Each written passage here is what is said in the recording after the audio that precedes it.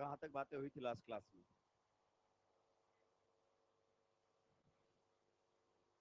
अच्छा, factors affecting rate of SN2 reaction, structure of the substrate. चलिए, branching eight alpha और beta carbon decreases the rate of SN2 reaction. ये हमने लिखा था ना, इसमें एक पॉइंट और लिखेंगे, alpha position is more sensitive then beta, लिखवा दिया था। चलिए, तो अब इसको समझने की कोशिश करते हैं। देखिए, अगर हम रिएक्टिविटी में बात करना चाहें, रिएक्टिविटी ऑफ एल्काइल हैलाइड्स, ध्यान से सुनेंगे भाई, यहां से बोर्ड में भी क्वेश्चन आएंगे ना, ध्यान से, क्लियर, नीट नीट नहीं, बोर्ड भी क्लियर करना है। Reactivity of alkyl halides, reactivity of alkyl halides in SN2। अब आप जानते हैं, रिएक्टिविटी बोल दे या रेट बोल दे, एक ही बात। सबसे ज्यादा जो रिएक्टिव रहेंगे वो रहेंगे मिथाइल हैलाइड्स। गजब के ही रिएक्टिव होते हैं भाई SN2 के अंदर, बताएंगे कैसे और क्यों। सबसे आगे रहेंगे मिथाइल हैलाइड्स, उसके बाद हमारे सामने आएंगे primary alkyl halides. Alkyl halide का मतलब शायद आपको क्लियर होगा, sp3 कार्बन पर हेलोजन होना चाहिए। उसके बाद जो रहेगा that will be secondary alkyl halides, और सबसे पीछे जो रहेंगे that will be tertiary alkyl halides. और टर्सरी एल्काइल हैलाइड जो आपके होते हैं वो SN2 देते ही नहीं, ये बोर्ड का भी क्वेश्चन रहेगा। इनके नीचे लिखना है नो SN2, और नो SN2 का मतलब समझते हो ना, very slow, no SN2। Tertiary alkyl halide SN2 reaction नहीं देते हैं, मतलब बहुत स्लो रिएक्शन देंगे, रिएक्शन का जो रेट रहेगा that will be negligible. Clear? अब ऐसा क्यों हो रहा है उसको समझने की कोशिश करेंगे। देखिए, मैं जितनी भी बात अब बताऊंगा वो सब एनसीईआरटी लिखता है, बस वो कुछ जगह पर MOT अप्रोच नहीं रखता है, बाकी बातें वो सारी करता है। पहले आते हैं सबसे पहले मिथाइल हैलाइड। आप बताइए, अगर हम रिएक्शन करवाते हैं तो आपके न्यूक्लियोफाइल को कहां से अटैक करना होता है? बैक साइड, पक्का? यस, ये हमारे सामने है मिथाइल हैलाइड। जिस कार्बन पर आपका हेलोजन जुड़ा होता है फंक्शनल ग्रुप, उसे कौन से बोलते हैं? अल्फा। यहां रहेगा पार्शियल नेगेटिव और यहां रहेगा पार्शियल पॉजिटिव। न्यूक्लियोफाइल कहां पर अटैक करने वाला होता है? Sigma star. किसके सिग्मा स्टार? अल्फा कार्बन के जो सिग्मा स्टार है, यहां पर न्यूक्लियोफाइल को क्या करना है? अप्रोच। तो ये बैक साइड से करेगा अटैक और ये बॉन्ड टूटेगा, अटैक, पक्का? अब आप देखो, यहां पर जो लगे हुए हाइड्रोजन्स हैं ये इस न्यूक्लियोफाइल को क्या प्रोवाइड करते हैं? हिंड्रेंस। अगर अल्फा कार्बन पर लगे हुए ग्रुप्स बल्कि होंगे तो ये न्यूक्लियोफाइल एंटी बॉन्डिंग तक नहीं जा पाएगा, या फिर इसको वहां जाने में क्या होगी? तकलीफ होगी, स्टेरिक हिंड्रेंस की वजह से। क्लियर? आप जानते हैं रियलिटी क्या होती है? रियलिटी ये होती है, ये sp3 है, तो यहां पर इस प्रकार से जब आप टेट्राहेड्रॉन ड्रॉ करोगे तो ये एक ट्राइंगल आपको बनती हुई दिखाई देगी। इस ट्राइंगल को मैं यहां पर इस प्रकार से हाईलाइट करता हूं, ये जो गैप है ना, ये जो गैप, इस गैप के थ्रू न्यूक्लियोफाइल को अटैक करना पड़ता है एंटी बॉन्डिंग। क्लियर? और ये जो इस ट्राइंगल की वर्टिसेस पर लगे हुए आपके जो भी एटम्स है ये स्फेरिकल शेप के होंगे, ये जितने ज्यादा होते जाएंगे, बल्कि होते जाएंगे, ये गैप क्या होता जाएगा? कम। अब खुद सोचिए, मान लीजिए हमारे सामने क्या है? ट्राइंगल, समझते हैं, यही ट्राइंगल है जिसके अंदर से इसको जाके अटैक करना है। अगर यहां पर एटम्स जो रखे आपने group, these are small in size, तो अच्छा खासा गैप मिलेगा अटैक करने के लिए।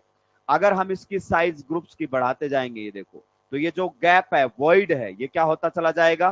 कम। अब इतनी सी जगह बचेगी जाने के लिए। तो यहां पर हाइड्रोजन से छोटा तो कोई एटम आपको मिलेगा ही नहीं।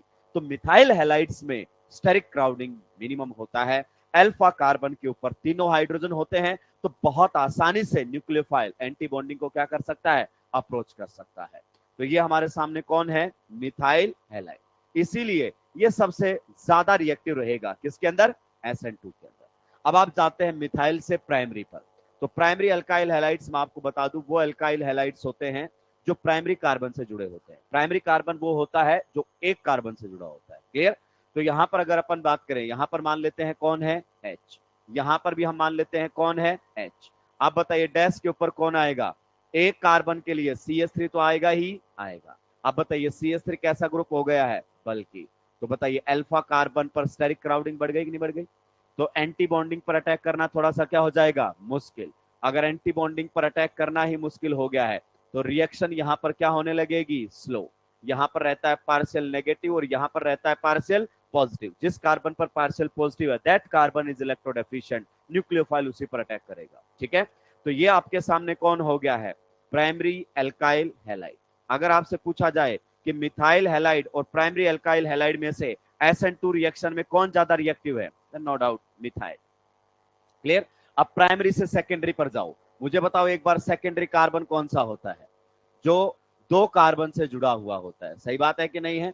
तो दो कार्बन लगाने के लिए आप जानते हैं कम से कम आपको मिथाइल ग्रुप तो लगाना ही पड़ेगा। और आप देख पा रहे होंगे कि इन मिथाइल ग्रुप के लगने से अल्फा कार्बन पर स्टेरिक क्राउडिंग लगातार बढ़ रही है।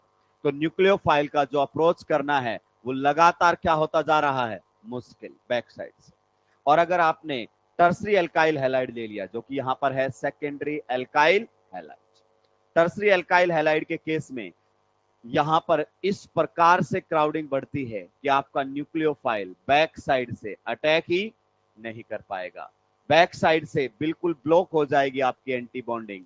यहां पर अगर आपने 3 एल्काइल ग्रुप्स लगा दिए हैं तो ये जो आपका न्यूक्लियोफाइल रहेगा ये बैक साइड से एंटी बॉन्डिंग पर अटैक नहीं कर पाएगा। इसीलिए 3 degree alkyl halides, 3 degree alkyl halides SN2 reaction नहीं देते। बोर्ड का क्वेश्चन होता है, CBSE बोर्ड में आता है या जिस भी बोर्ड में SN2 मैकेनिज्म पूछता है, explain 3 degree alkyl halides do not give SN2 reaction. तो आप क्या बोलोगे उस केस में, because back side attack is not feasible.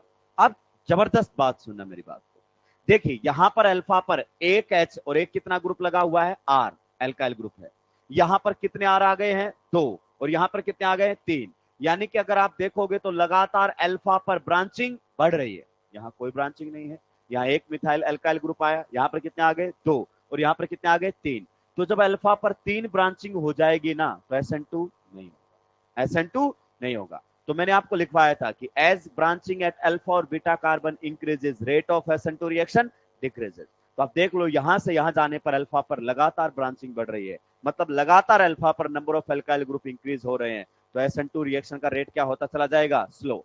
तो सबसे ज्यादा रिएक्टिव कौन रहेगा, मिथाइल हैलाइड, उसके बाद प्राइमरी एल्काइल हैलाइड, उसके बाद सेकेंडरी एल्काइल, और सबसे पीछे टर्सरी। और टर्सरी में हम क्या बोलेंगे, नो SN2। ना होने का कारण क्या है, स्टेरिक रीजंस। क्या रहेगा, स्टेरिक रीजंस। जल्दी से निपटाएंगे, आगे बढ़ो। SN2 रिएक्शन बहुत सेंसिटिव होती है, किसको लेकर, हिंड्रेंस को, क्योंकि यहां पर न्यूक्लियोफाइल को बैक साइड से अटैक करना पड़ता है।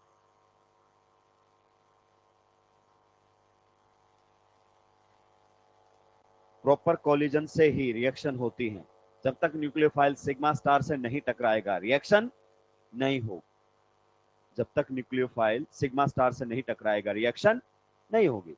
और अगर सिग्मा स्टार पर आपने पीछे क्राउडिंग बढ़ा दी तो कोलिजन होना मुश्किल हो जाए।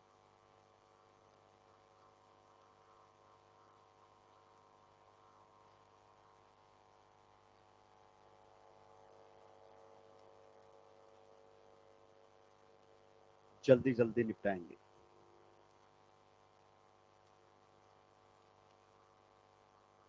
मैंने कॉन्सेप्ट बिल्डर डिस्कस कर दिया है, ठीक है, एक एक क्वेश्चन मैंने डिटेल में डिस्कस किया है, ताकि आप जब रिवीजन करें तब भी हर क्वेश्चन को डिटेल में डिस्कस किया तो आपको लगा होगा कि बहुत टाइम ले लिया सर ने डिस्कस करने में।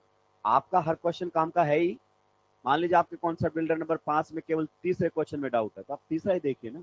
आप चाहेंगे कि तीसरे की तो सारी बातें मुझे बताएं ताकि डाउट मुझे दोबारा ना आए। तो मैं तो हर एक बच्चे के डाउट के हिसाब से उसको सोल्व कर रहा हूँ कि वो जब भी देखे तो उसको सारी बातें क्लियरली समझ में आए और वो रिलेट भी कर पाए।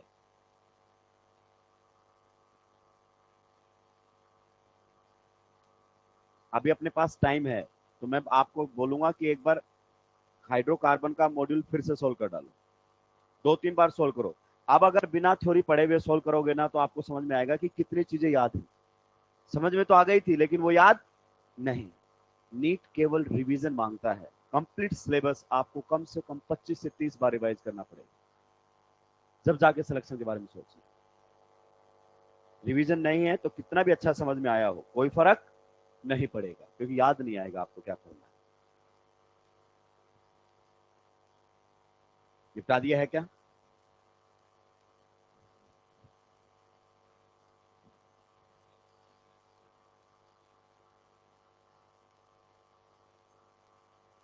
अब तो निपटा दिया होगा।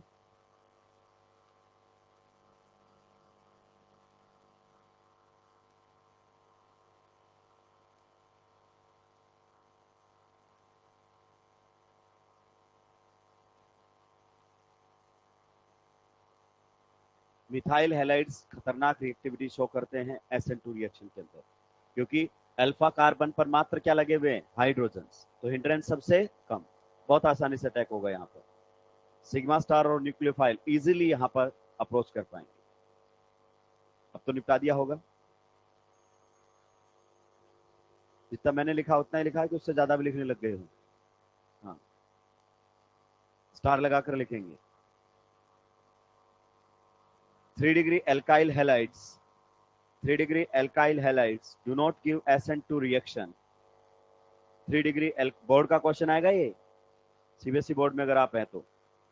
3 degree alkyl halides do not show SN2 reaction because backside attack is not visible। 3 degree alkyl halides do not show SN2 reaction because backside attack is not visible, because backside attack is not visible due to steric reason, due to steric reason। Alpha carbon पर इतनी ज्यादा steric crowding हो गई है कि आपका SN2 नहीं हो पाएगा। यहां से क्या चीज समझना है, अगर अल्फा पर कितनी ब्रांचिंग आ जाए, 3, मतलब 3 अल्काइल ग्रुप लगे हों तो SN2 नहीं होगा। यहां नहीं, कहीं भी, यहां लिविंग ग्रुप हैलोजन है, दूसरी जगह हो सकता है लिविंग ग्रुप चेंज हो जाए, बट रिएक्शन SN2 नहीं हो पाएगा। नेक्स्ट पॉइंट लिखेंगे इसमें, 3 degree alkyl halides do not give SN2 reaction because backside attack is not visible due to steric reasons। Clear? Next, neopentyl halides, neopentyl halides do not give SN2 reaction। neopentyl halides do not give SN2 reaction। ये भी board में आने वाला question होता है भाई। Neopentyl halide की अगर अपन बात करना चाहें तो आपको नियोपेंटाइल यूनिट बनानी आनी चाहिए। तो मैंने लेक्चर 1 या लेक्चर 2 के अंदर आपको ये टाइप के नाम पढ़ाए थे, आइसो, नियो, वो एक बार रिवाइज कर लेना, अब काम में आएगा, क्योंकि अब पेपर में ऐसे नाम दूंगा मैं, क्लास में ऐसे नाम इस्तेमाल में नहीं लूंगा, लेकिन पेपर में ऐसे होंगे। बहुत बार आपने देखा होगा कि जो टाइप के क्वेश्चन मॉड्यूल में वैसे क्लास में नहीं मिलेंगे आपको, ताकि आप तो कुछ चीजों को तो चेक कर पाओ कि समझ में आ रहा है कि नहीं आ रहा है। इसको हम बोलते हैं neopentyl halide. This is neopentyl halide. सबसे पहले समझिए कि इसमें ऐसी क्या खास बात आ गई थी कि जो हमें इसको बताना पड़ा अलग से। नियोपेंटाइल हैलाइड एक प्राइमरी अल्काइल हैलाइड है, अगर आप गौर से देख पाओ। क्या है? Primary alkyl halide. तो प्राइमरी अल्काइल हैलाइड तो SN2 देने चाहिए थे, 3 डिग्री नहीं देते हैं, प्राइमरी को तो देना चाहिए था। This carbon is alpha and this carbon is beta, but ये प्राइमरी होते हुए भी SN2 रिएक्शन नहीं देता। क्वेश्चन बोर्ड में भी ऐसा ही आएगा, या फिर AR का क्वेश्चन बना देगा, नीट वाला स्टेटमेंट बना देगा, neopentyl halides are primary alkyl halides still doesn't give SN2 reaction, कि प्राइमरी होते हुए भी SN2 रिएक्शन नहीं देते। बात सही है, बोर्ड पूछेगा एक्सप्लेन कर दो, नीट आपको स्टेटमेंट का रीजन दे देगा। अब इसका कारण क्या है कि जो बीटा कार्बन है उसको गौर से देखिए, बीटा कार्बन पर कितनी ब्रांचिंग हो गई है? 3। बीटा कार्बन पर कितनी ब्रांचिंग हो गई है? 3। तो 3 ब्रांचिंग चाहे अल्फा पर हो जाए, 3 ब्रांचिंग चाहे बीटा पर हो जाए, SN2 नहीं होगा। क्यों सर? कारण वही है। अगर आप इसको भी समझना चाहो तो बड़ी आसानी से समझ सकते हो। यहां पर अल्फा कार्बन पर क्या लगे हुए हैं बताओ? अल्फा कार्बन पर बताइए क्या लगे हुए हैं? 2 हाइड्रोजन। देखो 2 हाइड्रोजन है और एक टर्सरी ब्यूटाइल ग्रुप, तो ये रहा हमारे सामने टर्सरी ब्यूटाइल ग्रुप। अब इस पर देखो कितने मिथाइल लगे हुए हैं बीटा कार्बन पर? 3। तो ये 3 मिथाइल जो आप लगाओगे ना, यही इसके सिग्मा स्टार को क्या कर देंगे? कंप्लीटली सील्ड, मतलब पूरा कवर कर लेंगे। आपका न्यूक्लियोफाइल इस सिग्मा स्टार तक पहुंच ही नहीं पाएगा। ये जो ग्रुप आपने लगा रखा है ना, ये वाला जो ब्रांचिंग हो गई है, ये जो ब्रांचिंग है ये बहुत ज्यादा है। यहां पर न्यूक्लियोफाइल फिर से बैक साइड से अटैक नहीं कर पाएगा। तो यहां पर ना होने का कारण क्या है? बीटा पर एक्सेसिव ब्रांचिंग का होना, बीटा पर एक्सेसिव ब्रांचिंग का होना। मतलब यह है, ध्यान से सुनो की पॉइंट, चाहे अल्फा पर 3 ब्रांचिंग हो जाए, चाहे बीटा पर 3 ब्रांचिंग हो जाए, SN2 नहीं होगा। क्लियर? तो नियोपेंटाइल हैलाइड का भी SN2 ना देने का कारण है बीटा पर एक्सेसिव ब्रांचिंग। छापेंगे, आगे बढ़ेंगे।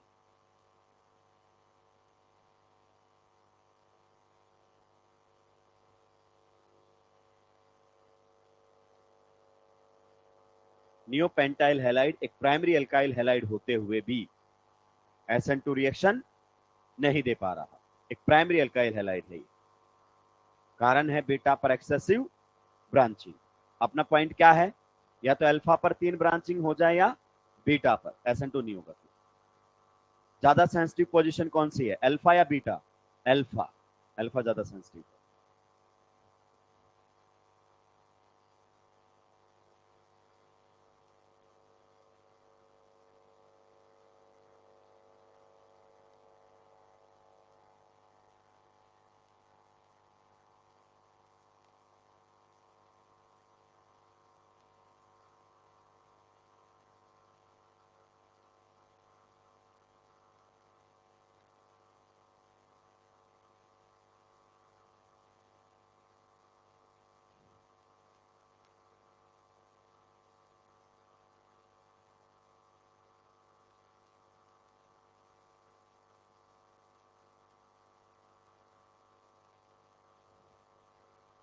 यहां पर भी वही कारण रहेगा, back side attack, not physical.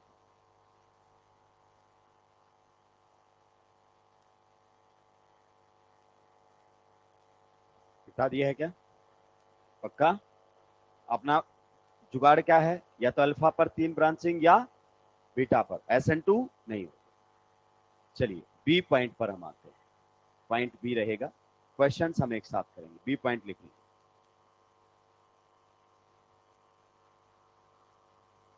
Allyl halides and benzyl halides, allyl halides and benzyl halides, allyl halides and benzyl halides, allyl halides and benzyl halides give SN2 reaction, give SN2 reaction in good amount, give SN2 reaction in good amount। मतलब ये अच्छा खासा SN2 reaction देते हैं in good amount. ये तो हो गया एक पॉइंट, और करके लिखेंगे जो हमारे लिए काफी इंपॉर्टेंट रहेगा। ऊपर वाला तो नीचे वाले का एक स्पेशल केस बनेगा। भाई बातें मत किया करो, पढ़ा रहा होता हूँ तो कम से कम डिस्टर्बेंस। उससे क्या होगा कि जब आप बीच में बोलते हो तो मेरा माइंड थोड़ा डाइवर्ट हो जाता है, और जो बात मुझे बतानी थी शायद वो बात मैं नहीं बता पाऊँ। क्लियर? और यकीन मानिए मैंने जितनी बातें कम कर दी बतानी, उतनी तकलीफें आपकी बढ़ जाएंगी, उतनी ही तकलीफें बढ़ जाएंगी। भले आप इस साल इस पर इतना ध्यान नहीं दे रहे होंगे, बट अगले साल, उससे अगले साल आपको ये बातें रह रह कर याद आएंगी। पहली बार आप ऑर्गेनिक पढ़ रहे हो तो आप कंपैरिजन नहीं कर पा रहे हो। 2-3 सालों में आपको कंपैरिजन समझ में आ जाता है कि किस प्रकार से पढ़ा रहे हैं और दूसरे किस प्रकार से पढ़ाते हैं। दिन रात का फर्क आपको दिखाई देगा। चलिए नेक्स्ट इसी में और करके लिखेंगे, pi bond adjacent to the leaving group, pi bond adjacent to the alpha carbon कर दो, सही रहेगा। Pi bond adjacent to the alpha carbon accelerates SN2 reaction, pi bond adjacent to the alpha carbon accelerates SN2 reaction। इसका मतलब क्या हुआ? Accelerate करने का मतलब रिएक्शन का रेट बढ़ेगा। तो जहां पर आपने पाई बॉन्ड लिखा है उसके नीचे ऐसे करके लिख दो, पाई बॉन्ड कैसा भी हो, पोलर हो तो भी चलेगा, नॉन पोलर हो तो भी चलेगा, उससे कोई फर्क नहीं पड़ता है, बस पाई बॉन्ड होना चाहिए। अगर अल्फा कार्बन के एडजेसेंट एटम पर क्या जाता है? पाई बॉन्ड, तो वो SN2 रिएक्शन के रेट को क्या करेगा? एक्सेलरेट। SN2 के रिएक्शन को क्या करेगा? रेट को एक्सेलरेट। क्लियर? SN2 रिएक्शन के रेट को बढ़ा देगा। पाई बॉन्ड अगर आपका है adjacent to the alpha carbon, then rate of SN2 reaction will increase, accelerate हो जाएगा। चलिए समझते हैं क्या कहना चाहता है, ध्यान से सुनिए। ये हमारे सामने है कार्बन कार्बन डबल बॉन्ड, यहां पर कौन सा कार्बन है? अल्फा।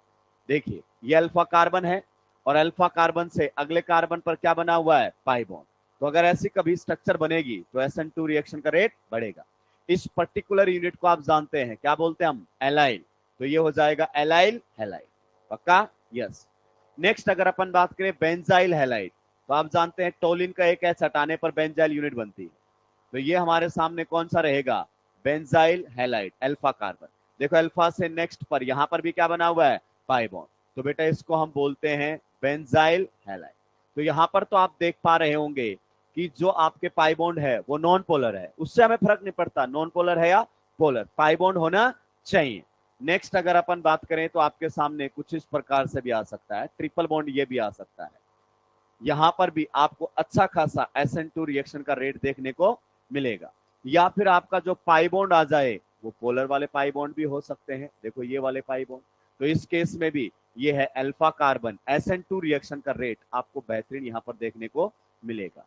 यानी कि अल्फा कार्बन के एडजेसेंट में अगर पाई बॉन्ड आता है वो पोलर है या नॉन पोलर है, SN2 रिएक्शन का रेट बढ़ेगा। यही बात आपको समझ में आई? सबसे पहले रिजल्ट इंपॉर्टेंट है, हालांकि ये बात एनसीईआरटी नहीं करता है इसलिए एक्सप्लेनेशन बहुत ज्यादा इंपॉर्टेंट नहीं रहेगी, लेकिन रिजल्ट आपके लिए क्या रहेगा, इंपॉर्टेंट। देखिए रिएक्टिविटी, ध्यान से सुनना, रिएक्टिविटी का सीधा लिंक किससे होता है, रेट से। अगर कोई रिएक्शन फास्ट करता है मतलब उसकी रिएक्टिविटी ज्यादा, अगर कोई रिएक्शन स्लो करता है मतलब उसकी रिएक्टिविटी कम। पहले ये समझिए अपने दिमाग में। और रेट हमेशा कौन बताएगा, काइनेटिक्स। क्या होता है रेट, कि कितने टाइम में आपके रिएक्टेंट्स किस में कन्वर्ट हो गए, product. Change in molar concentration of reactants, clear, with time is known as rate. तो रेट का मतलब होता है कितनी जल्दी आपकी रिएक्शन हो रही है, स्पीड की बात करता है रेट। और स्पीड की जब बात होता है तो डिपेंड करता है कि रिएक्टेंट से प्रोडक्ट जाने में कितना एनर्जी बैरियर। अगर एनर्जी बैरियर कम होगा तो ज्यादा रिएक्टेंट किस में कन्वर्ट होंगे, प्रोडक्ट में। उसको हम एक्टिवेशन एनर्जी बोलते हैं। क्या बोलते हैं, एक्टिवेशन एनर्जी। अगर एक्टिवेशन एनर्जी कम तो रिएक्शन का रेट ज्यादा, और एक्टिवेशन एनर्जी ज्यादा तो रिएक्शन का रेट। क्या ये बात सही है? अब समझना, थोड़ा सा काइनेटिक्स से मैं लिंक करना चाहता हूं। I am trying to give the explanation of this result. मान लीजिए आपके सामने दो रिएक्शन है इस प्रकार से, एक रिएक्शन आपके सामने ये जा रही है, ठीक है, और एक जो रिएक्शन है आपके सामने ये जा रही है। आप बता सकते हैं इसका RDS ये है, ये एक्टिवेशन एनर्जी आपको चाहिए इसके लिए, और इसके लिए ये एक्टिवेशन एनर्जी चाहिए। कौन सी रिएक्शन का रेट फास्ट होगा? अगर मैं इसमें बात करना चाहूं एक्टिवेशन एनर्जी की, किसकी बात करना चाहूं, एक्टिवेशन एनर्जी EA1, और यहां पर एक्टिवेशन एनर्जी जो है वो है EA2। तो बताइए what should be the order, कौन सी एक्टिवेशन एनर्जी ज्यादा है? EA2 is greater than EA। बात सही है? यस। अब आप बोलोगे सर ये काइनेटिक्स की बातें आप क्यों कर रहे हो? काइनेटिक्स के बिना मैं ऑर्गेनिक पढ़ा ही नहीं पाऊंगा, आप जानते हैं, इसीलिए मैंने काइनेटिक्स को पहले कवर करवाया। इसमें ये ट्रांजिशन स्टेट बनी हुई है, इसको मैं क्या बोल देता हूं, TS1, ठीक है। ये ट्रांजिशन स्टेट बनी हुई है, इसको हम क्या बोल देते हैं, TS2। आप जानते हैं ट्रांजिशन स्टेट को कभी आइसोलेट नहीं किया जा सकता, ये तो एक एनर्जी मैक्सिमा होता है, डेट सेट। जब इन रिएक्टेंट्स आपस में इंटरेक्ट करते हैं तो एक हाई एनर्जी लेवल को ही क्या बोलते हैं, ट्रांजिशन स्टेट। कई बार इसको एक्टिवेटेड कॉम्प्लेक्स भी बोल देते हैं, ठीक है। अगर मैं पूछूं कि कौन सी TS की एनर्जी ज्यादा है, किसकी, अगर मैं एनर्जी की बात करना चाहूं, किसकी बात करना चाहूं, एनर्जी, तो आप क्या बोलोगे, TS2 की जो एनर्जी है वो TS1 से ज्यादा है। क्या ये बात सत्य है? 100% सत्य है। मतलब जब आपकी TS अनस्टेबल होती है तो उसकी एनर्जी क्या रहेगी, ज्यादा। क्लियर, अनस्टेबल रहेगी TS तो एनर्जी क्या रहेगी, ज्यादा, या एनर्जी ज्यादा रहेगी मतलब TS क्या है, अनस्टेबल। तो उस केस में एक्टिवेशन एनर्जी भी क्या रहेगी, देखो जिस TS की एनर्जी ज्यादा है उसी की एक्टिवेशन एनर्जी, तो रिएक्शन वहां क्या होगी, स्लो। और जिस TS की एनर्जी कम है वहां एक्टिवेशन एनर्जी भी, तो रिएक्शन क्या होगी। अगर किसी रिएक्शन का TS स्टेबल हो रहा है, क्या हो रहा है, स्टेबल होना मतलब एनर्जी बढ़ना या एनर्जी घटना, तो रिएक्शन का रेट बढ़ेगा कि घटेगा। ये बात क्लियर होगी। ये फिजिकल केमिस्ट्री की बात थी, लेकिन मैंने आपको यहां पर समझाई क्योंकि ये जो पाई बॉन्ड का फंडा है ये यहीं से ही आपको समझ में आएगा। क्लियर। अब समझते हैं हमारे क्वेश्चन को कि ये पाई बॉन्ड क्या करता है ऐसा जो रिएक्शन का रेट बढ़ जाता है। ध्यान से सुनना भाई, अगर आपने पीछे की बातों को ध्यान से सुना है तो यकीन मानिए आपको डाउट नहीं आने दूंगा। और मैंने बोला है अगर आपको कल का समझ में नहीं आया तो आज मैं खुद ही आपको समझ में नहीं आने दूंगा। यहां पर रहेगा पार्शियल नेगेटिव और यहां पर रहेगा पार्शियल पॉजिटिव। क्लियर। अब बताइए SN2 कैसे होगा, यहां नेगेटिव चार्ज है, ये करेगा अटैक और ये बॉन्ड टूटेगा अटैक। किस कार्बन पर अटैक होता है? अल्फा, जिस पर हेलोजन जुड़ा होता है, लिविंग ग्रुप। आधे ज्यादा जनता ये नहीं जानती कि अटैक किस कार्बन पर होता है। अल्फा कार्बन पर न्यूक्लियोफाइल क्या करेगा? अटैक। क्लियर? आप बताइए, SN2 एक single step reaction, elementary reaction है, ये करेगा अटैक, एक्स निकलेगा बाहर, अटैक, रिएक्शन कंप्लीट। बट कोई भी रिएक्शन हो, भले उसका इंटरमीडिएट ना हो, एलिमेंट्री रिएक्शन में भी क्या बनती है? टीएस। टीएस तो एक एनर्जी आपका लेवल होता है जब दो रिएक्टेंट आपस में रिएक्शन कर रहे होते हैं। तो जब यहां पर रिएक्शन होगा तो इस प्रकार से आपके सामने प्रोडक्ट बन जाएगा। यहां से आपको बार बार एक बात समझ में आ रही होगी कि SN2 reaction is a single step reaction, और इसका कितना प्रोडक्ट बनता है बेटा? मात्र एक प्रोडक्ट बनेगा इसके अंदर। क्लियर? सिंगल ट्रांजिशन स्टेट से जा रही है। आप बताइए, जब रिएक्शन जा रही हो रही होगी तो ट्रांजिशन स्टेट के अंदर जिस कार्बन पर लिविंग ग्रुप जुड़ा हुआ है, ट्रांजिशन स्टेट के अंदर जिस कार्बन पर लिविंग ग्रुप जुड़ा हुआ है, उसका हाइब्रिडाइजेशन क्या होगा? बस मैं आपसे जानना चाहता हूं, what will be the hybridization state of the carbon bearing the leaving group? sp2। Clear? sp2 carbon के वैलेंस सेल में कितने p ऑर्बिटल होते हैं? अरे कार्बन के वैलेंस सेल में p कितने होते हैं? 3, px, py, pz। sp2 मतलब हाइब्रिडाइजेशन में कितने गए? 2। एक बच गया कि नहीं बच गया? ये पाई बॉन्ड बना हुआ है, यस। तो आप बताइए, यहां पर ये आप लोगों के सामने मैंने क्या बना दिया है? Pi bond. पाई बॉन्ड कौन से ऑर्बिटल से बनता है बेटा? p orbital. बिल्कुल सही, प्योर p बोल दीजिए या p। और इस कार्बन के पास भी कौन सा ऑर्बिटल आ गया है? p। एक साइड से न्यूक्लियोफाइल बॉन्ड बनाने की कोशिश कर रहा है, दूसरी साइड से लिविंग ग्रुप बॉन्ड तोड़कर निकलने की कोशिश कर रहा है। क्या यही ट्रांजिशन स्टेट होती है? इसी को ही क्या बोलते हैं हम? Transition state. शायद आप कुछ समझ पाए। क्या समझ पाए होंगे सर? देखो, लगातार 3 पैरेलल p ऑर्बिटल आ गए हैं। 2 p तो पाई बॉन्ड वाले और 1 p इस कार्बन के पास आ गया है, because hybridization state of this carbon is sp2। हाँ या ना? तो लगातार 3 पैरेलल p ऑर्बिटल होने से क्या होगा? कॉन्जुगेशन, यानी कि डीलोकलाइजेशन, और जिससे क्या मिलती है? स्टेबिलिटी। यानी कि ट्रांजिशन स्टेट में रेजोनेंस होने लग गया है। क्या होने लग गया है? पहले रेजोनेंस था क्या? नहीं। यहां हेलोजन पर लोन पेयर हो सकते हैं, बट रेजोनेंस नहीं था, क्योंकि बीच में क्या था? sp3। बट टीएस के अंदर रेजोनेंस होने लग गया है। तो बताइए, टीएस रेजोनेंस स्टेबलाइज्ड हो गई कि नहीं हो गई? अगर टीएस की स्टेबिलिटी बढ़ गई मतलब एक्टिवेशन एनर्जी, रिएक्शन। बात समझ में आई कि नहीं आई? यानी कि अल्फा कार्बन के बाजू में अगर पाई बॉन्ड आएगा, अब ये बॉन्ड पोलर है या नॉन पोलर है उससे फर्क नहीं पड़ता, क्योंकि रेजोनेंस तो दोनों ही करते हैं। रेजोनेंस तो दोनों ही करते हैं। तो टीएस क्या होगी? स्टेबल। एक्टिवेशन एनर्जी कम, और रिएक्शन क्या जाएगी? फास्ट। क्या आपको एक्सप्लेनेशन समझ में आई? भले ही आप रिजल्ट भूल, मतलब एक्सप्लेनेशन भूल जाना, बट ये याद होना चाहिए कि जब लिविंग ग्रुप के नेक्स्ट कार्बन पर आपके सामने क्या है? पाई बॉन्ड, तो रिएक्शन का रेट बढ़ेगा। एडजेसेंट पाई बॉन्ड रिएक्शन को एक्सेलरेट करता है। क्या ये क्लियर हुआ? छापेंगे, आगे बढ़ूंगा। बेहतरीन एक्सप्लेनेशन दी है मैंने आपको।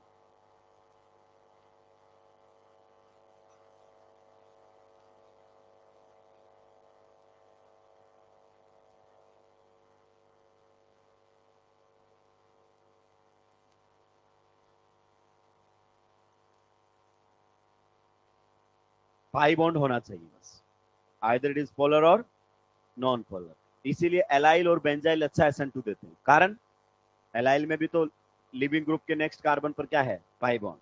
और बेंजाइल में भी तो क्या है? Pi bond. तो टीएस क्या हो जाएगी? Resonance stabilize. भले ही एक्सप्लेनेशन आपको कुछ भी समझ में नहीं आया, बस इतना समझ में आ गया कि पाई बॉन्ड आने से रिएक्शन का रेट बढ़ेगा, अपना काम चल जाएगा।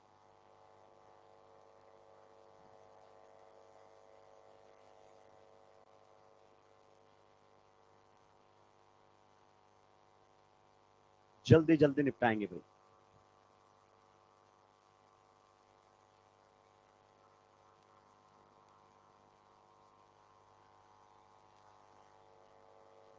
निपटा दिया है क्या? जो टीएस ज्यादा स्टेबल होती है उसकी एनर्जी कम, उसकी एनर्जी कम तो एक्टिवेशन एनर्जी भी कम, रिएक्शन फास्ट। रेट सीधा कहां से लिंक होगा? एक्टिवेशन एनर्जी से। इसलिए मैं बोलता हूं कि काइनेटिक्स का इस्तेमाल फिजिकल वाले टीचर से ज्यादा मैं करता हूं। आगे बढ़ सकता हूं?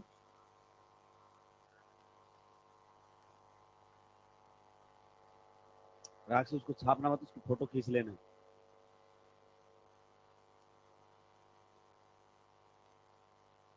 ये दूसरे तरीके होता अगले साल की तैयारी की। बिना स्पीड के कंपटीशन क्रैक, माना आपको सब आता है लेकिन उन 3 घंटे 20 मिनट में नहीं कर पाए तो क्या मतलब।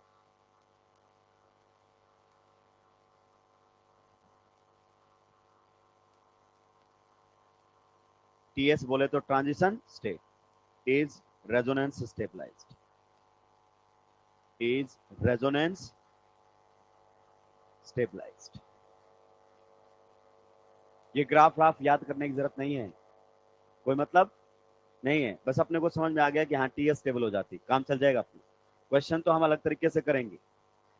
मेरी आदत है मैं डायरेक्ट याद रखने के लिए नहीं बोलूं, बस सीधा भी बोल सकता था एक्सेप्शन एमटीआर, मुझे तो रट लो, इससे बड़ा कॉन्सेप्ट नहीं है मेडिकल में। और ज्यादा ज्यादा क्वेश्चन भारी आ जाए तो 5 स्टार लगा दो उसको, फिर बच्चा समझ जाता है 5 स्टार का मतलब now it's my responsibility to remember it. Master star तभी लगाता है कि अब मेरा बस काम नहीं, अब तू याद कर ले इसको।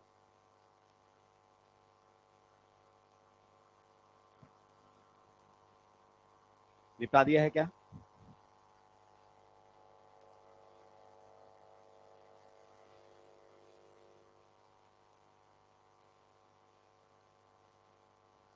अब निपटाया है क्या? आगे बढ़ सकता हूं? पॉइंट सी आएगा, नो राक्षस तेरा तो नो ही रहेगा।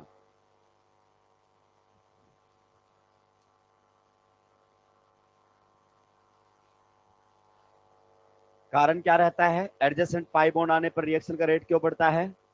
TS is resonance stabilized. C point लिखेंगे, aryl halides and vinyl halides, aryl halides and vinyl halides do not give SN2 reaction. Aryl halides and vinyl halides do not give SN2 reaction. Aryl halides and vinyl halides do not give SN2 reaction. सबसे पहले समझो aryl और vinyl halides क्या होते हैं। Vinyl unit ये होती है पर्टिकुलर, इस वाली यूनिट को हम कौन सी यूनिट बोलते हैं? विनाइल। और यहां पर अगर आपने हैलोजन लगा दिया तो इसे हम क्या बोलेंगे? Vinyl halide. कहता है ये SN2 रिएक्शन नहीं देगा। एराइल आप जानते हैं, एराइल बोल दो फिनाइल बोल दो एक ही बात है। जब बेंजीन से एक एच हटा देते हो तो ये फिनाइल या एराइल ग्रुप कहलाता है। यहां पर आपने क्या लगा दिया है? हैलोजन। क्लियर? तो इसको हम बोलते हैं बेटा एराइल हैलाइड। ये आपका SN2 रिएक्शन नहीं देता है। क्लियर? या कहीं भी जब आपका लिविंग ग्रुप डबल बॉन्ड के ऊपर लगा होगा तो वहां पर SN2 नहीं होगा। जैसे यहां पर ये आपके सामने Cl है, क्या ये SN2 देगा? नहीं। यहां पर रहेगा नो SN2। नो SN2 बोल सकते हो या SN2 में लीस्ट रिएक्टिव बोल सकते हो, एक ही बात है। क्लियर? यहां पर भी अगर अपन बात करना चाहें तो क्या रहेगा? नो SN2, कोई SN2 रिएक्शन नहीं होगी। यहां पर भी हमारे सामने रहेगा नो SN2 रिएक्शन। सबसे पहले तो आपको बेसिक्स क्लियर होने चाहिए, अगर आपके बेसिक क्लियर हैं तो आप समझ पाएंगे। बताइए, SN1 और SN2 दोनों ही न्यूक्लियोफिलिक सब्स्टिट्यूशन के मैकेनिज्म होते हैं। ये दोनों कब अप्लीकेबल होते हैं? जब आपका लिविंग ग्रुप कौन से कार्बन पर जुड़ा हो? sp3 कार्बन पर, तभी SN1 या SN2 मैकेनिज्म ऑपरेट करते हैं। ये जो आपका लिविंग ग्रुप है, यहां तो हेलोजन है, कोई दूसरा भी हो सकता है। It must be attached eight sp3 carbon. और यहां पर किस पर जुड़ा हुआ है बताइए लिविंग ग्रुप? sp2। तो ये तो क्लियर है SN2 नहीं होना चाहिए। इवन हम तो बोल रहे हैं SN1 भी नहीं होगा। यहां पर भी किस पर जुड़ा हुआ है? ये sp2। यहां पर भी किस पर जुड़ा हुआ है? ये sp2। क्या ये बात आपको समझ आई? तो यहां SN1 और SN2 दोनों ही नहीं होंगे। SN1 और SN2 कब होते हैं? जब आपका लिविंग ग्रुप sp3 कार्बन पर हो। अगर आपका लिविंग ग्रुप sp3 कार्बन पर है, then it can be replaced, it can be substituted via SN1 और SN2। SN2 तो हम पढ़ रहे हैं, SN1 भी हम पढ़ेंगे। ये तो बात हो गई कि यहां पर SN1 SN2 नहीं होगा, पहले देख के बता देंगे हमको। दूसरी बात, क्यों नहीं होगा ये भी तो हमें बताना पड़ेगा। हो सकता है हमसे रीजन पूछ ले, और बिल्कुल सीबीएसई बोर्ड भी पूछ सकता है, explain aryl halides do not give SN2 mechanism. NCERT भाई साहब पूरा लिखता है डिटेल में। अब सारी एक्सप्लेनेशंस आपको मालूम होनी चाहिए। क्यों? क्योंकि अब आपको बोर्ड एग्जाम भी देना है। मान लीजिए अगर हम बात करते हैं एराइल हैलाइड, इसी से समझा देता हूं, दोनों में मामला क्या रहेगा? सेम। देखिए एराइल हैलाइड के केस में क्या होता है कि यहाँ पर same to same vinyl halide के केस में भी एक्सप्लेनेशन दे सकते हो, बस इतना सा ही तो फर्क है, यहाँ पर ये पाई बॉन्ड किसका है, बेंजीन का, और वहां पर ये पाई बॉन्ड नॉर्मल होता है। क्लियर? होता क्या है इनके केस में, पहला एक्सप्लेनेशन ये दिया जाता है कि यहाँ पर लोन पेयर और पाई बॉन्ड में क्या होने लगता है, रेजोनेंस।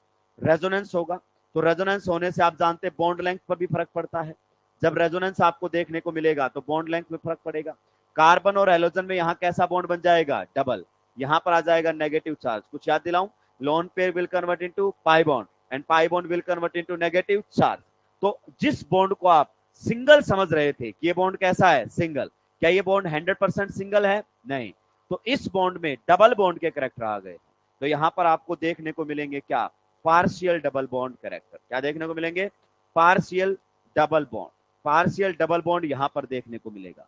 पार्शियल डबल बॉन्ड देखने का मतलब क्या होगा, देखिए अगर अपन बात करें रेजोनेंस हाइब्रिड बनाओ, आप जानते हैं ये तो रियल ही नहीं है, तो रियल कौन होगा, रेजोनेंस हाइब्रिड, जिसमें आपको यहां पर इस प्रकार से बॉन्ड दिखाई देंगे यू। जब ये रेजोनेंस करेगा यहां पर कैसा चार्ज रहेगा, पार्शियल पॉजिटिव, यहां पार्शियल नेगेटिव, यहां पार्शियल नेगेटिव, यहां पार्शियल नेगेटिव। तो ये अब 100% सिंगल बॉन्ड नहीं है, साथ में डबल बॉन्ड कैरेक्टर भी आ गया। तो उससे होता क्या है, डबल बॉन्ड कैरेक्टर आने से बॉन्ड क्या हो जाता है, स्ट्रॉन्ग। बॉन्ड क्या हो जाता है, स्ट्रॉन्ग। आप देखिए यहां पर ये जो बॉन्ड है ये 100% सिंगल है, तो न्यूक्लियोफाइल के लिए इसको तोड़ना आसान है। बट यहां पर पार्शियल डबल बॉन्ड कैरेक्टर आ गया है, जिसकी वजह से बॉन्ड स्ट्रेंथ बढ़ जाती है। सिंगल बॉन्ड से स्ट्रॉन्ग बॉन्ड कौन सा होता है, डबल, और डबल से भी स्ट्रॉन्ग कौन सा होता है, ट्रिपल। आगे बात समझ में? तो यहां से पार्शियल डबल बॉन्ड आ गया, यहां पर पार्शियल डबल बॉन्ड कैरेक्टर आने की वजह से क्या हो गया है, स्ट्रॉन्गर बॉन्ड। अगर बॉन्ड स्ट्रॉन्गर हो गया है तो भाई साहब तोड़ पाना क्या होगा, मुश्किल। मतलब ये फिर न्यूक्लियोफाइल से टूटने वाला नहीं है। पहला रीजन दिया जाता है कि क्यों ये SN2 नहीं दे पाते, पहला रीजन। दूसरे रीजन की तरफ बढ़ते हैं, ध्यान से सुनना। अगर दूसरा रीजन आपसे पूछा जाए तो यहां पर जो कार्बन हेलोजन में बॉन्ड बना हुआ है, बता सकते हैं कौन कौन से इन्वॉल्व हुए हैं, what is the hybridization state of this carbon, sp2। तो जो CX बॉन्ड बना है वो कौन से कार्बन के बीच में बना है, sp2 और हेलोजन। जब आपका कार्बन, सॉरी हेलोजन, कौन से कार्बन पर होता है, sp3, तो ये बॉन्ड किसके बीच में बनता है, sp3 कार्बन और हेलोजन। क्या मैं सही कह रहा हूं? तो एक यहां बॉन्ड बना है sp2 और हेलोजन के बीच में, जब नॉर्मल होता है तो किस में बनता है, sp3 और हेलोजन के बीच में। पक्का? आप एक बात जानते होंगे, more will be the percentage, क्या बोला, more percentage S character, more percentage S character means stronger bond, means stronger bond. क्या ये बात आप जानते हैं कि नहीं जानते हैं, stronger bond, percentage S character बढ़ेगा तो बॉन्ड की स्ट्रेंथ बढ़ेगी। आप जानते हैं बॉन्ड स्ट्रेंथ, नहीं जानते हैं तो आज जान लीजिए, bond strength is directly proportional to percentage S character. अब सर इससे क्या समझाना चाह रहे हो, भाई हमें रिजल्ट मिल चुका है कि इनमें SN2 नहीं होगा, हम उसकी रीजन दे रहे क्यों नहीं हो सकता। क्लियर? यहां पर जब sp3 पर जुड़ा होता है तो यहां sp3 कार्बन है, परसेंटेज एस कैरेक्टर कितना है, कम है, कितना है, 25, और यहां कितना है, 33। तो आप जानते हैं ना ये बॉन्ड क्या है, स्ट्रॉन्ग। तो ये आपके सामने क्या आ गया है, बॉन्ड स्ट्रेंथ, कि बॉन्ड स्ट्रॉन्ग हो जाता है जिसकी वजह से न्यूक्लियोफाइल इस बॉन्ड को शायद ना तोड़ पाता हो। ये दूसरी एक्सप्लेनेशन है। अब तीसरी एक्सप्लेनेशन भी सुन लीजिए। SN2 रिएक्शन जब होती है तो CX यानी कि कार्बन और हेलोजन का बॉन्ड अपने आप टूट जाता है या न्यूक्लियोफाइल तोड़ता है, न्यूक्लियोफाइल खुद बैक साइड से अटैक करके तोड़ता है। और बेंजीन के केस में आप जानते हैं कि बेंजीन के पास पाई इलेक्ट्रॉन्स होते हैं, यहां पर लगातार p ऑर्बिटल होते हैं, there is pi electron density above and below the plane of benzene, and plane of benzene is acting as a nodal plane. आप बताइए इस बॉन्ड को तोड़ने के लिए इसको इस कार्बन के एंटी बॉन्डिंग में अटैक करना पड़ेगा, नहीं करना पड़ेगा? अगर ऐसा हुआ तो न्यूक्लियोफाइल को अटैक करने के लिए यहां पर आना पड़ेगा। आप बताइए ये क्या है, पाई इलेक्ट्रॉन्स, और आप जानते हैं नॉन पोलर पाई बॉन्ड किसका काम करता है, न्यूक्लियोफाइल। तो जब ये न्यूक्लियोफाइल यहां अटैक करने के लिए आएगा तो ये बेंजीन की जो पाई इलेक्ट्रॉन डेंसिटी है ये इस न्यूक्लियोफाइल को क्या कर देगा, रिपेल। यहां भी पाई इलेक्ट्रॉन से ये खुद न्यूक्लियोफाइल हुआ करता था, याद हो तो इस न्यूक्लियोफाइल को अपने ऊपर अटैक करने ही नहीं देगा, तो यहां पर रिएक्शन नहीं हो पाएगी। कुल मिलाकर कितने रीजन दिए जाते हैं, 3 रीजन है कि क्यों यहां पर SN2 नहीं हो सकता। नॉर्मल स्टूडेंट क्या करते हैं, बस एक रीजन जान लेते हैं, पार्शियल डबल बॉन्ड कैरेक्टर। क्या जान लेते हैं? Partial double bond character. उससे क्या नुकसान है? स्टेटमेंट में निपटा देगा। स्टेटमेंट नंबर 1 दे देगी, मान लीजिए aryl halides do not give S N two reaction, सही है। अब तुम्हारे दिमाग में रीजन क्या है? Partial double bond character. उसने क्या दे दिया? Due to stronger CX bond. सही है उसकी बात, क्योंकि sp2 और हेलोजन के बीच में बना हुआ है। लेकिन तुम तो ये रीजन जानते ही। मुद्दे की बात क्या है? तीनों रीजन एनसीईआरटी ने दी, और एनसीईआरटी ने कुछ भी लिखा है तो वो तो हमारे लिए इंपॉर्टेंट हो ही जाता है। छापेंगे, आगे बढ़ो।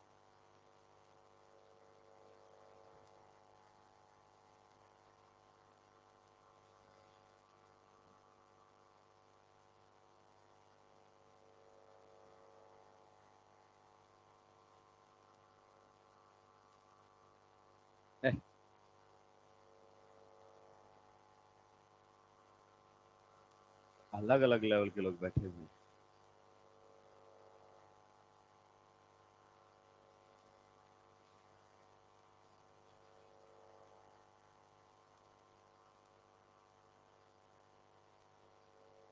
बॉन्ड स्ट्रेंथ बढ़ेगी तो रिएक्शन का रेट घटेगा, क्योंकि CX बॉन्ड RDS में टूट रहा है।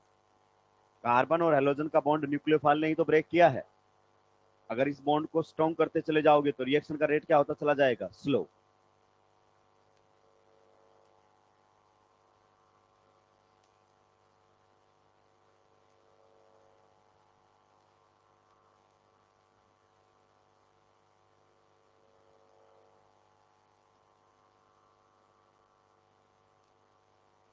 निपटा दिए हो क्या? परसेंटेज एस करेक्टर किसी भी बॉन्ड में बढ़ेगा तो बॉन्ड क्या हो जाएगा? स्ट्रॉन्ग। पी करेक्टर के बढ़ने से बॉन्ड लेंथ बढ़ती है, एस करेक्टर के बढ़ने से बॉन्ड लेंथ घटती है। बॉन्ड छोटा, स्ट्रेंथ ज्यादा। अब तो निपटा दिया होगा।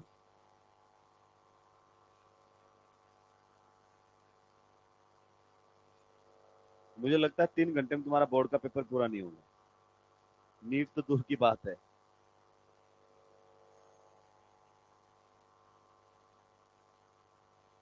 जिस स्पीड से तुम चल रहे हो, 3 से 4 साल तो नॉर्मल स्टूडेंट को लगती है। तुम्हारी स्पीड तो उनसे भी कम है। अब देख लो कितने साल में निकालोगे। 5 वर्षीय योजना भी कम पड़ जाएगी तुम्हारे लिए तो।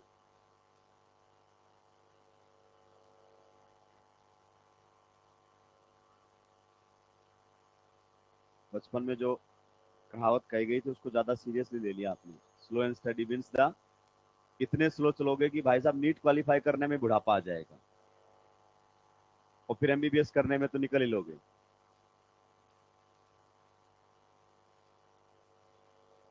डिग्री भी पूरी ना हो पाएगी, तब तक जीवन काल पूरा हो जाएगा।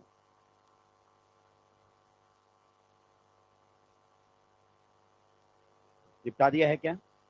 यही रीजन विनाइल हैलाइड के लिए भी रहेंगे। जो रीजन किसके लिए है? Aryl halide. Same to same reason उसके लिए रहेंगे।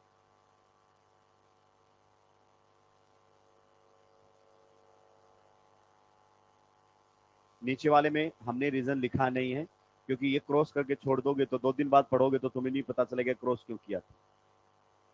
तो नोटबुक में जितना ज्यादा लिखोगे उतना अच्छा रहेगा। जैसे अब ER अगर आप रिवाइज कर रहे हो तो जो नहीं लिखा हुआ वो नहीं पता तुमने कि क्या बोला गया था वहां पर। सर दोबारा लेक्चर देख लेंगे, तो उसमें टाइम भी तो लगेगा। थ्योरी कम से कम, क्वेश्चन प्रैक्टिस ज्यादा से ज्यादा। निपटा दिए हो क्या? लिखिए इसके नीचे, यहां पर पाई electron density of benzene, pi electron density of benzene, pi electron density of benzene, pi electron density of benzene repels incoming nucleophile, repels incoming nucleophile. Pi electron density of benzene repels incoming nucleophile. आने वाले nucleophile को क्या करता है? Repel करता है। कुल मिलाकर यह SN2 नहीं होगा। रीजन शायद भूल जाओ, कम से कम रिजल्ट तो याद होना चाहिए। नहीं सर, हम दोनों ही भूलेंगे। आप हमारे बारे में जानते ही क्या हो। रिजल्ट, एक्सप्लेनेशन दोनों क्या मिलेंगी? गायब। यहां पर बताइए, हाँ मुझे भूल जाओ उससे कोई ज्यादा फर्क, फीस दे चुके हो, कोई खास नुकसान नहीं है, ठीक है। अगले साल फिर मैं याद आऊंगा ना, at the time of admission. ये देखिए, ये भी सुनने में आया है कि SN2 नहीं देगा, ये भी SN2। अब इसके बहुत सिंपल सा रीजन है, हम उसके पीछे जाना ही नहीं चाहते, हम भाई साहब कॉम्प्लिकेटेड बनाना चाहते हैं चीजों को जानबूझ के। बताओ इसके SN2 ना देने का कारण, कोई एक तो बताओ। 3 डिग्री है ये, ओ दिमाग से पैदल लोगों, अभी थोड़ी देर पहले लिख कर आए थे कि 3 degree alkyl halides do not give SN2 reaction, simple सा रीजन था, फालतू में गलत कर रहे हो। तो यहां पर अगर अपन बात करना चाहें, पहले लिख देते हैं नो SN2, यहां पर SN2 रिएक्शन नहीं हो सकता, बिकॉज 3 डिग्री एल्काइल हैलाइड। आप जानते हैं 3 डिग्री एल्काइल हैलाइड के केस में SN2 रिएक्शन नहीं होगी, और कुछ नहीं तो राक्षसो अल्फा पर 3 ब्रांचिंग आ गई कि नहीं आ गई, अल्फा पर 3 ब्रांचिंग होते SN2 ब्लॉक। एक तो ये रीजन है, दूसरा रीजन और है। आप बताइए जब SN2 रिएक्शन होती है तो ट्रांजिशन स्टेट की क्या कहानी रहती है। अगर हम बात करें SN2 रिएक्शन में ट्रांजिशन स्टेट की, हाइब्रिडाइजेशन उस कार्बन की जिसके ऊपर लिविंग ग्रुप लगा हुआ होता है, बताओ क्या रहता है, sp2 न्यूक्लियोफाइल बॉन्ड बना रहा होता है और लिविंग ग्रुप बॉन्ड तोड़ रहा होता है, यही होता है कि नहीं होता है। इस प्रकार से यहां पर कहानी रहेगी, और इस कार्बन की जिस पर लिविंग ग्रुप लगा है उसकी हाइब्रिडाइजेशन क्या होने चाहिए, sp2। और ये जिस कार्बन पर ये लिविंग ग्रुप लगा है वो कार्बन कौन सा है, ब्रिज हेड कार्बन, और bridge head carbon sp2 hybridisation ले नहीं सकता, ये कभी हो ही नहीं पाएगा। कारण क्या रहेगा, ब्रेड्स टू। हालांकि हमें इस पर जाने की जरूरत ही, वैसे ही हम बोल देते कि 3 डिग्री नहीं देगा, 3 डिग्री अल्काइल हैलाइड वैसे भी SN2 नहीं देते। क्या सर हमसे रीजन पूछा जाएगा, अरे नहीं, रिएक्टिविटी ऑर्डर में अरेंज करवाएगा तुमसे कि कौन ज्यादा रिएक्टिव और कौन कम। तो जो रिएक्शन ही नहीं दे रहा, मतलब उस केस में रिएक्शन सबसे स्लो हो रही होगी। क्लियर, निपटा दिया है क्या, जल्दी से निपटाएंगे मेरे भाई। नीचे वाला रीजन भले ही भूल जाओ, किसी काम का नहीं है, 3 डिग्री है कम से कम ये तो पता होना चाहिए। निपटा दिया है। चलिए, अब इन सब पॉइंट्स जो आपने थियोरेटिकल पॉइंट्स पढ़े हैं, इन सब पर आपके पास क्या आएंगे, क्वेश्चंस, कि किस टाइप के क्वेश्चंस आपसे पूछे जा सकते हैं। ये क्वेश्चंस बोर्ड में भी आएंगे, किसमें आएंगे, बोर्ड में भी आएंगे। लिखिए इसके अंदर, अरेंज द फॉलोइंग, लिख लो, NEET oblique CBSE board. NEET में भी पूछा जा सकता है, कभी बोर्ड ही मान लो। Arrange the following in decreasing order of reactivity, arrange the following in decreasing order of reactivity, arrange the following in decreasing order of reactivity towards SN2 reaction, towards SN2 reaction। Reactivity या rate एक ही बात है कि अलग अलग है, एक ही बात है। रिएक्टिविटी बोले या रेट, रेट से ही क्या डिसाइड होती है, रिएक्टिविटी। पहला एक क्वेश्चन, बढ़िया क्वेश्चन, CH3Cl। उसके बाद अगर अपन बात करें, इथाइल क्लोराइड आ गया है, पहले मिथाइल था, अब आ गया है इथाइल, और फिर कौन आ गया है, प्रोपाइल।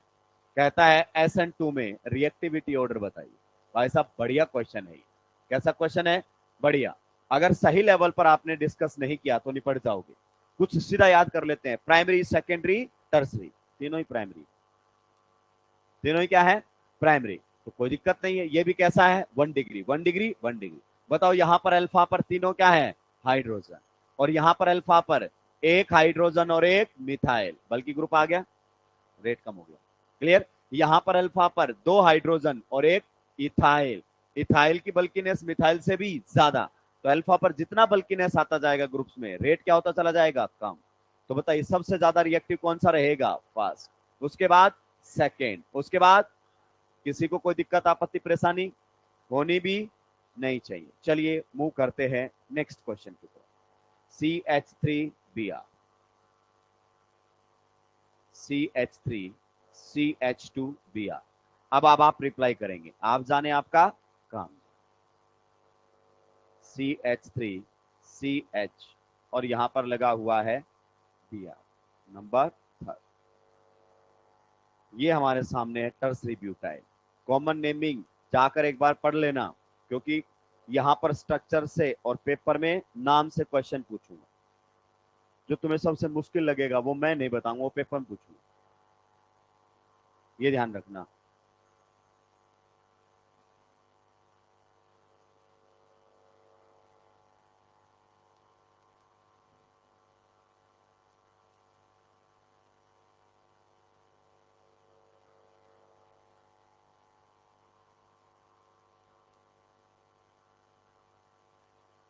बताइए what should be the answer. देखो ये तो है मिथाइल, मिथाइल की तो गजब की रिएक्टिविटी होती है। ये हो गया मिथाइल हैलाइड, सबसे आगे रहता है मिथाइल हैलाइड, पक्का। ये कौन सा है, प्राइमरी। ये कौन सा है, सेकेंडरी। ये कौन सा है, टर्सरी। क्लियर। तो डिग्री से पहचान लो, क्योंकि आप ब्रांचिंग डिग्री से तो देख रहे हो। देखो यहां पर अल्फा पर कितनी ब्रांचिंग हो गई है, 3, तो यहां तो SN2 होगा ही, वैसे 3 डिग्री SN2 नहीं देता। यहां पर बताओ अल्फा पर कितनी ब्रांचिंग है, 2, 2 अल्काइल ग्रुप लगे हुए हैं। बताओ यहां पर अल्फा पर कितना ग्रुप लगा हुआ है, 1, पक्का। तो अल्फा पर हिंड्रेंस बढ़ेगी, SN2 का रेट घटेगा, तो वो डिग्री से भी पहचान सकते हो। जैसे जैसे डिग्री बढ़ रही होगी तो अल्फा पर ऑटोमेटिक हिंड्रेंस बढ़ रही होगी। तो सबसे ज्यादा रिएक्टिव कौन रहेगा, फर्स्ट, उसके बाद सेकेंड, उसके बाद थर्ड, और उसके बाद फोर्थ। फोर्थ के केस में तो लिस्ट रिएक्टिव रहेगा, क्योंकि वो SN2 देता ही नहीं। अगले क्वेश्चन पर दिमाग खराब कीजिए थोड़ा सा, हालांकि ऑलरेडी आपका है, फिर भी दोनों ही कौन से हैं, प्राइमरी। क्वेश्चन धीरे धीरे आपके पास आ रहे हैं, दोनों ही प्राइमरी हैं, तो फिर अल्फा बीटा ब्रांचिंग से जाना पड़ेगा। अल्फा पर तो मामला क्या है, सेम, एक एक अल्काइल ग्रुप लगा हुआ है, लेकिन यहां पर बीटा पर जबरदस्त ब्रांचिंग है, ये देखो है कि नहीं है। तो ब्रांचिंग चाहे अल्फा पर बढ़े या बीटा पर, SN2 का रेट कम। अल्फा ज्यादा सेंसिटिव होता है एज कंपेयर टू बीटा। तो कौन सा ज्यादा रिएक्टिव रहेगा, first is more reactive than second. किसी को कोई दिक्कत आपत्ति परेशानी है क्या, होनी भी नहीं चाहिए। जल्दी से निपटाएंगे, आगे बढ़ूंगा। कहां तक पहुंच गए, क्वेश्चन नंबर 4 लिखना है, ठीक है। इतना जोर से चिल्लाते हैं, आराम से भी तो बताया जा सकता है। फिर ऐसा ही रिप्लाई जब तुम डाउट पूछते हो तब एक्सपेक्ट करना मुझसे।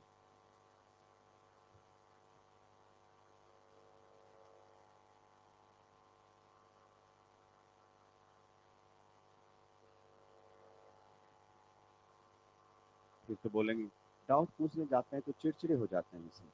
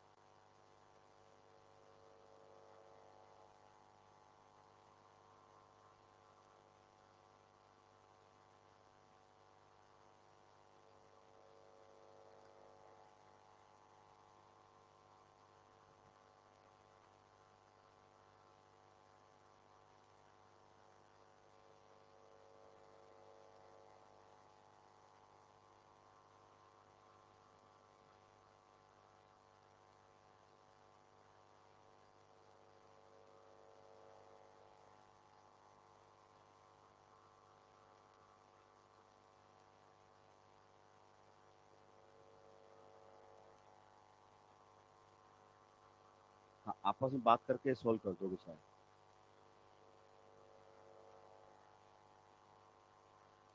यहीं बैठे रह जाओगे। पहले डॉक्टर बनने वाली क्वालिटी तो लाओ, क्योंकि अगर 2 डॉक्टर एक साथ चले गए OPD के अंदर तुम तो बात ही करते रह जाओगे, पेशेंट निकल जाएगा, बेचारा चिल्ला चिल्ला के मर जाएगा कि ऑपरेशन कब स्टार्ट करोगे, कि रुक जा थोड़ी देर, अभी बात करने दे, अभी समय है तेरे पास, 2-3 मिनट बचेंगे तब आएंगे हम। और फिर क्या बोलेंगे, हमारा तो पेपर ही पूरा नहीं हुआ था। तुम क्या लगता है हम ऑपरेशन पूरा कर देंगे, नहीं नहीं, तू तो गया।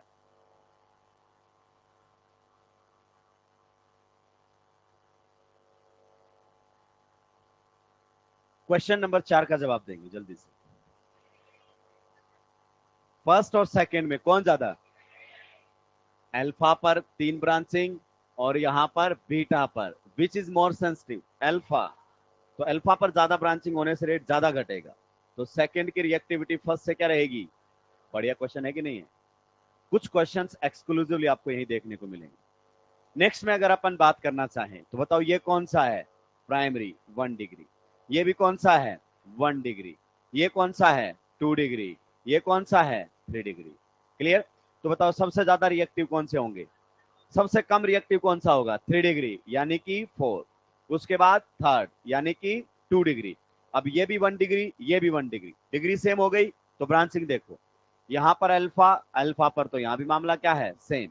यहां पर बीटा और यहां पर बीटा पर ब्रांचिंग क्या है? कार्बन बढ़ा दिया क्या मैंने?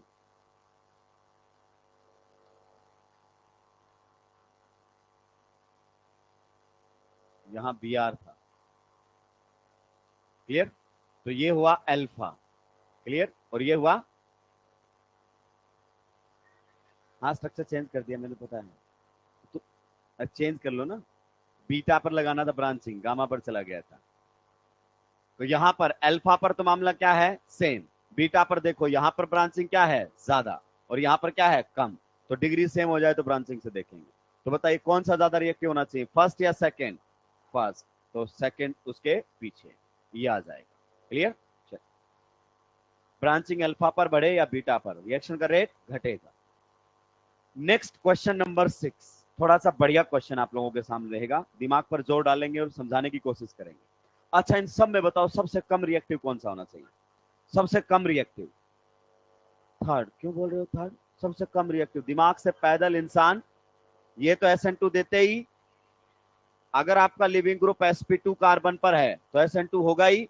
इनफैक्ट ये न्यूक्लियोफिलिक सब्स्टिट्यूशन में आगे भी सबसे कम मिलेगा, ना ये SN1 देगा ना ये SN2 देगा। क्लियर? तो ये तो सबसे कम रिएक्टिव है। बाकी सब में अगर आप देख पा रहे होगे तो सभी में क्या है? sp3 पर। तो बाकी सभी में SN2 हो सकता है। क्लियर? sp2 पर होता है लिस्ट रिएक्टिव मिलेगा। नो रिएक्शन का मतलब क्या होता है बेटा? Least reactive. पक्का? चलिए अब देखो डिग्री भी चेक करो आप। ये भी कौन सा है? प्राइमरी। वो भी कौन सा है? प्राइमरी। ये भी कौन सा है? प्राइमरी। और ये भी कौन सा है? प्राइमरी। अब सर कैसे हैंडल करें? ब्रांचिंग ब्रांचिंग देखो सब मामला क्या है? सेम। तो सर कैसे हैंडल करें? अब वो पॉइंट आएगा आपके सामने कि अगर अल्फा से नेक्स्ट कार्बन पर डबल बॉन्ड है तो रिएक्शन का रेट बढ़ेगा। कुछ याद आया? ये देखिए, इसमें अगर अपन बात करना चाहें, ये रहा अल्फा कार्बन, और अल्फा कार्बन के बाजू में क्या आ गया है? Pi bond. It will accelerate the SN2 reaction. ये रहा आपके सामने अल्फा कार्बन, और ये क्या आ गया है? Pi bond. It will accelerate the SN2 reaction. ये रहा बेटा अल्फा कार्बन, और ये क्या आ गया है? Pi bond. It will accelerate the SN2 reaction. आया ना?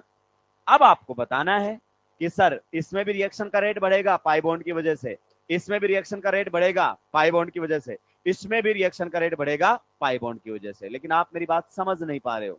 ये तो पता चल गया है क्या? थर्ड, फोर्थ और फिफ्थ सेकेंड से ज्यादा रिएक्टिव है, क्योंकि यहां पर कोई पाई बॉन्ड नहीं है। तो सबसे कम रिएक्टिव कौन सा हो गया? फर्स्ट। सबसे कम फर्स्ट, वो तो देगा ही नहीं।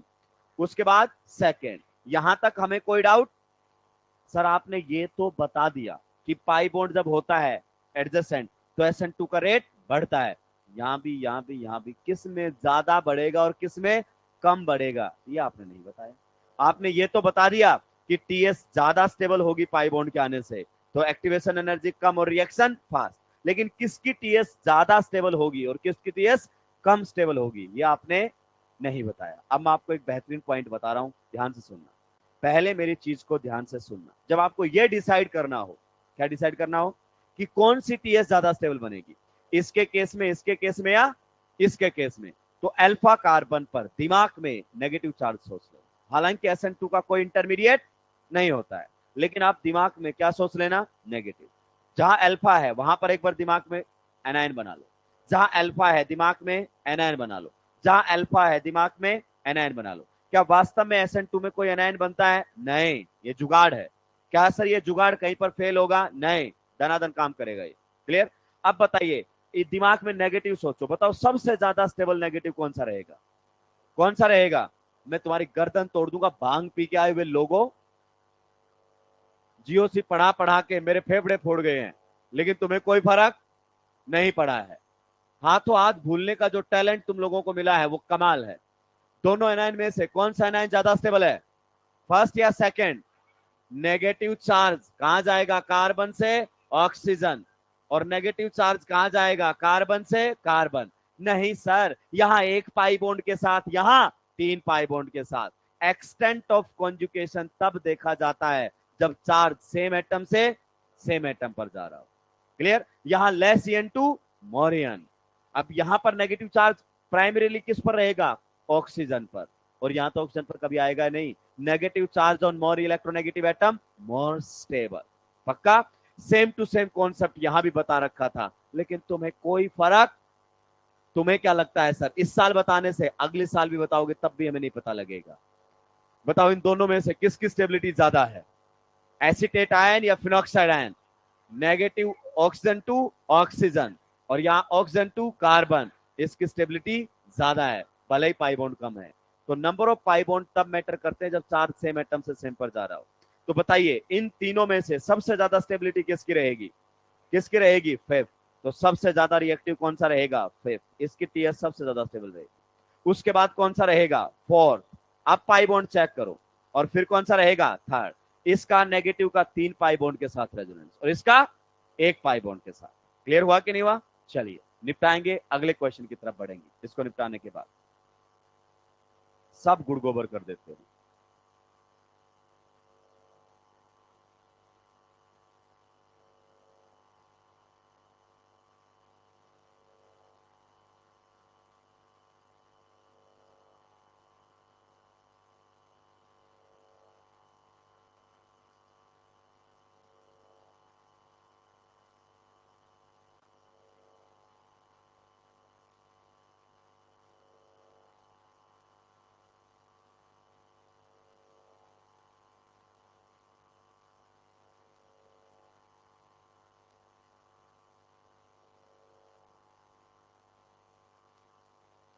क्वेश्चन नंबर 7 को करेंगे।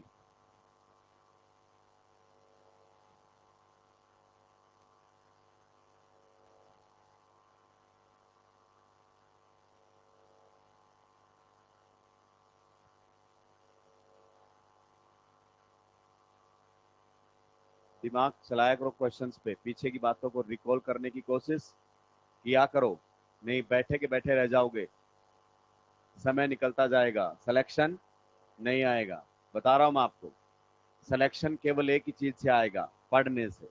कहीं भी पढ़ रहे हो कोई फर्क, मैं बार बार एक ही बात बोलता हूं, अगर पढ़ रहे हो तो कुछ और करने की जरूरत, और नहीं पढ़ रहे तो कुछ भी कर लो, सिलेक्शन नहीं होगा। सिंपल सा फंडा है भाई।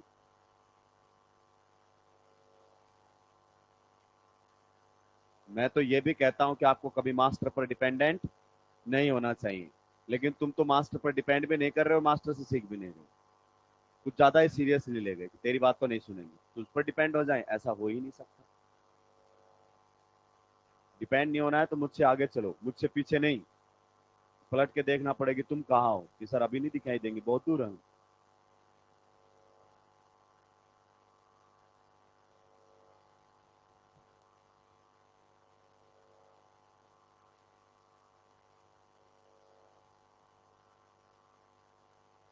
मेडिकल में ज्यादा गहरी बात वैसे मैं करता भी नहीं।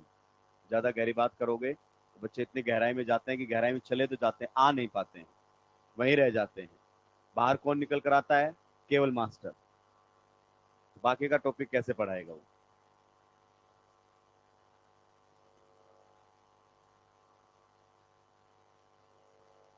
जल्दी जल्दी निपटाएंगे, इनके सबके काउंटर अटैक है तुम्हारे पास। एक बात बोली उसको तुरंत काट दो। अच्छा, बाजू वाले ने पूछा भी नहीं कि इसने जो बोला उसको तुझे वापस से जस्टिफाई करना है, खुद ही बोलेगा बाजू वाले।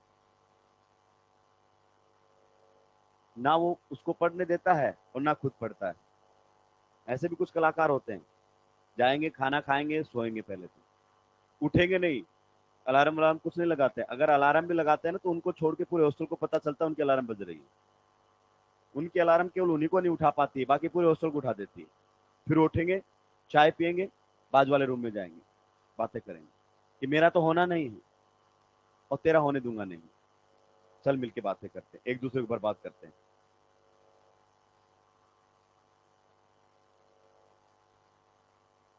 फिर घर वाले पूछेंगे बेटा पढ़ाई कैसी चल रही है? कुछ ज्यादा ही तेज चल रही है, अब तो बहुत आगे निकल चुकी है, इस साल तो मुश्किल है। फिर घर वाले पूछेंगे बोर्ड क्या अभी 12th एनसीईआरटी शुरू हुई, देखते 2-3 दिन क्या हाल रहता है। फिर धीरे धीरे बोर्ड भी मुश्किल लग रहा है। बताइए क्वेश्चन नंबर 7 का क्या जवाब रहेगा आपके सामने। सबसे ज्यादा सबसे कम रिएक्टिव, फर्स्ट तो SN2 देगा ही। इन दोनों में से यहां पर नेगेटिव सोचो और यहां पर नेगेटिव सोचो। यहां पर बताया था CO बॉन्ड एनायन को ज्यादा स्टेबलाइज करता है, CO बॉन्ड एनायन को ज्यादा स्टेबलाइज करता है as compare to CN। GOC में जाके चेक कर लेना। क्लियर। तो सबसे ज्यादा रिएक्टिव कौन सा रहेगा, थर्ड, और फिर कौन सा आ जाएगा, सेकेंड। पक्का। चलिए नेक्स्ट क्वेश्चन पर थोड़ा सा दिमाग लगाइए। सबसे पहले बताओ लीस्ट रिएक्टिव कौन सा रहेगा। अभी फर्स्ट में तो SN2 होगा ही नहीं, तो रिएक्टिविटी में सबसे पीछे कौन सा रहेगा, फर्स्ट। पक्का। अब देखो अल्फा कार्बन और बाजू में क्या है, पाई बॉन्ड। अल्फा कार्बन और बाजू में क्या है, पाई बॉन्ड। अल्फा कार्बन और बाजू में क्या है, पाई बॉन्ड। तो पाई बॉन्ड के आने से SN2 का रेट बढ़ेगा। अब ये देखना है किस में कम और किस में ज्यादा। तो दिमाग में क्या सोचो, नेगेटिव। दिमाग में क्या सोचो, नेगेटिव। दिमाग में क्या सोचो, नेगेटिव। बताइए किस केस में सबसे ज्यादा होगा, नेगेटिव। यहां पर NO2 का -R वो इस एनायन को क्या करेगा, स्टेबलाइज। और यहां पर इसका +H क्या करेगा, डिस्टेबलाइज। क्लियर। तो सबसे ज्यादा रिएक्टिव कौन सा निकल कर आएगा, थर्ड। उसके बाद फर्स्ट, खुद सॉरी सेकंड, सेकंड, और फिर कौन सा रहेगा, फोर्थ। लीजिए 2 कौड़ी का सवाल। अगले क्वेश्चन पर थोड़ा सा दिमाग लगाइए। अगले क्वेश्चन पर बताएं क्या ख्यालात हैं आप लोगों के। अगले क्वेश्चन पर बताइए क्या ख्यालात हैं फर्स्ट और सेकंड में। देखो ये जो है ना, ये SN2 में सबसे ज्यादा रिएक्टिव रहता है। इस जितना रिएक्टिव SN2 में आपको कोई मिलेगा, मोस्ट रिएक्टिव इन SN2 रिएक्शन, गजब का रिएक्शन देता है। जब अल्फा कार्बन के बाजू में कौन सा बॉन्ड आ जाए, CO, खतरनाक रिएक्टिव। आप देख पा रहे होंगे कि यहां पर हिंड्रेंस क्या है, कम। क्लियर। और वहां पर हिंड्रेंस क्या है, ज्यादा। स्टिल इसकी TS कमाल की स्टेबल बनती है। ये मिथाइल हैलाइड को भी पीछे छोड़ जाता है, ये ध्यान रखना। अगर तुमसे SN2 की रिएक्टिविटी की बात करें और ये ऑप्शन में हो मेरे भाई, ये सबसे ज्यादा रिएक्टिव मिलेगा। क्या मिलेगा, सबसे ज्यादा रिएक्टिव। हालांकि इसकी एक्सप्लेनेशन थोड़ी सी अलग है, बट आपके काम की नहीं है। जितना बताया है उससे काम चल जाए। क्लियर। निपटाइए जल्दी से। मिथाइल हैलाइड से भी ज्यादा रिएक्टिव होते हैं CO वाले, मिथाइल हैलाइड से भी ज्यादा रिएक्टिव होते हैं CO वाले। इस बॉन्ड की वजह से हुआ है सारा खेला, इस बॉन्ड की वजह से। चलिए नेक्स्ट और लास्ट क्वेश्चन, और अगला question from the book NCERT. NCERT का ही क्वेश्चन है। एनसीईआरटी की खास बात क्या है, एनसीईआरटी ना एकदम लेवल उठाता है, एक हल्का क्वेश्चन फिर सीधा भारी क्वेश्चन, बीच का जो गैप है वो मास्टर को फिल करना पड़ता है। इसीलिए एनसीईआरटी आपको डायरेक्ट कभी समझ में नहीं आएगी। बहुत सारे लोग ऐसे बोलते हैं एनसीईआरटी बकवास है, मतलब उनको जीवन में कभी समझ नहीं आई, आ भी नहीं सकती। बट ये भी नहीं है कि आप एनसीईआरटी लेकर आने लग गए तो एनसीईआरटी समझ में आ जाएगी। आजकल नया चलन चला है, मास्टर एनसीईआरटी के साथ ही एंट्री लेता है क्लास में, हाथ में एनसीईआरटी लेके, जिस बच्चे के पास तो है ही नहीं। किस लेवल पर खेल रहे हैं। एक मोटिवेशन जो देखो मोटिवेट करके चला जाता है, इतना बच्चा मोटिवेट हो जाता है कि पढ़ ही नहीं पाता है। हर कोई अपनी फिर बताता है कि कैसे पढ़ना है। ये भी एक नई लड़ाई छिड़ चुकी है कि तुझे तो पता ही नहीं है, हम बताएंगे कि कैसे पढ़ना है। आपका सिलेक्शन हुआ था सर? आज तक कोई कंपटीशन एग्जाम फाइट किया है ना, लेकिन हम आपको बताएंगे। खुद से पढ़ो। 4 साल 5 साल बाद बच्चों के सिलेक्शन पता है क्यों आते हैं, क्योंकि उनको समझ में आ जाता है पढ़ना कैसे।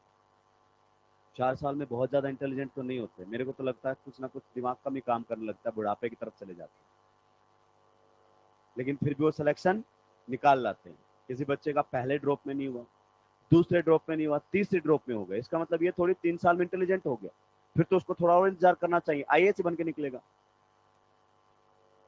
3 साल में 4 साल में समझ में आ गया कि पढ़ना कैसे। बताइए अगले क्वेश्चन के बारे में आपके क्या ख्याल है। ये क्वेश्चन एनसीईआरटी का है, ये क्वेश्चन आपको झटका दे सकता है। कैसे, देखिए अगर आपने एनायन बनाया तो शायद आप सुलझ सकते हैं। यहां एनायन बनाया एक बेंजीन के साथ रेजोनेंस, वहां एनायन बनाया 2 बेंजीन के साथ रेजोनेंस, वहां एनायन बनाया 3 बेंजीन के साथ रेजोनेंस, लेकिन वो तो SN2 देता ही।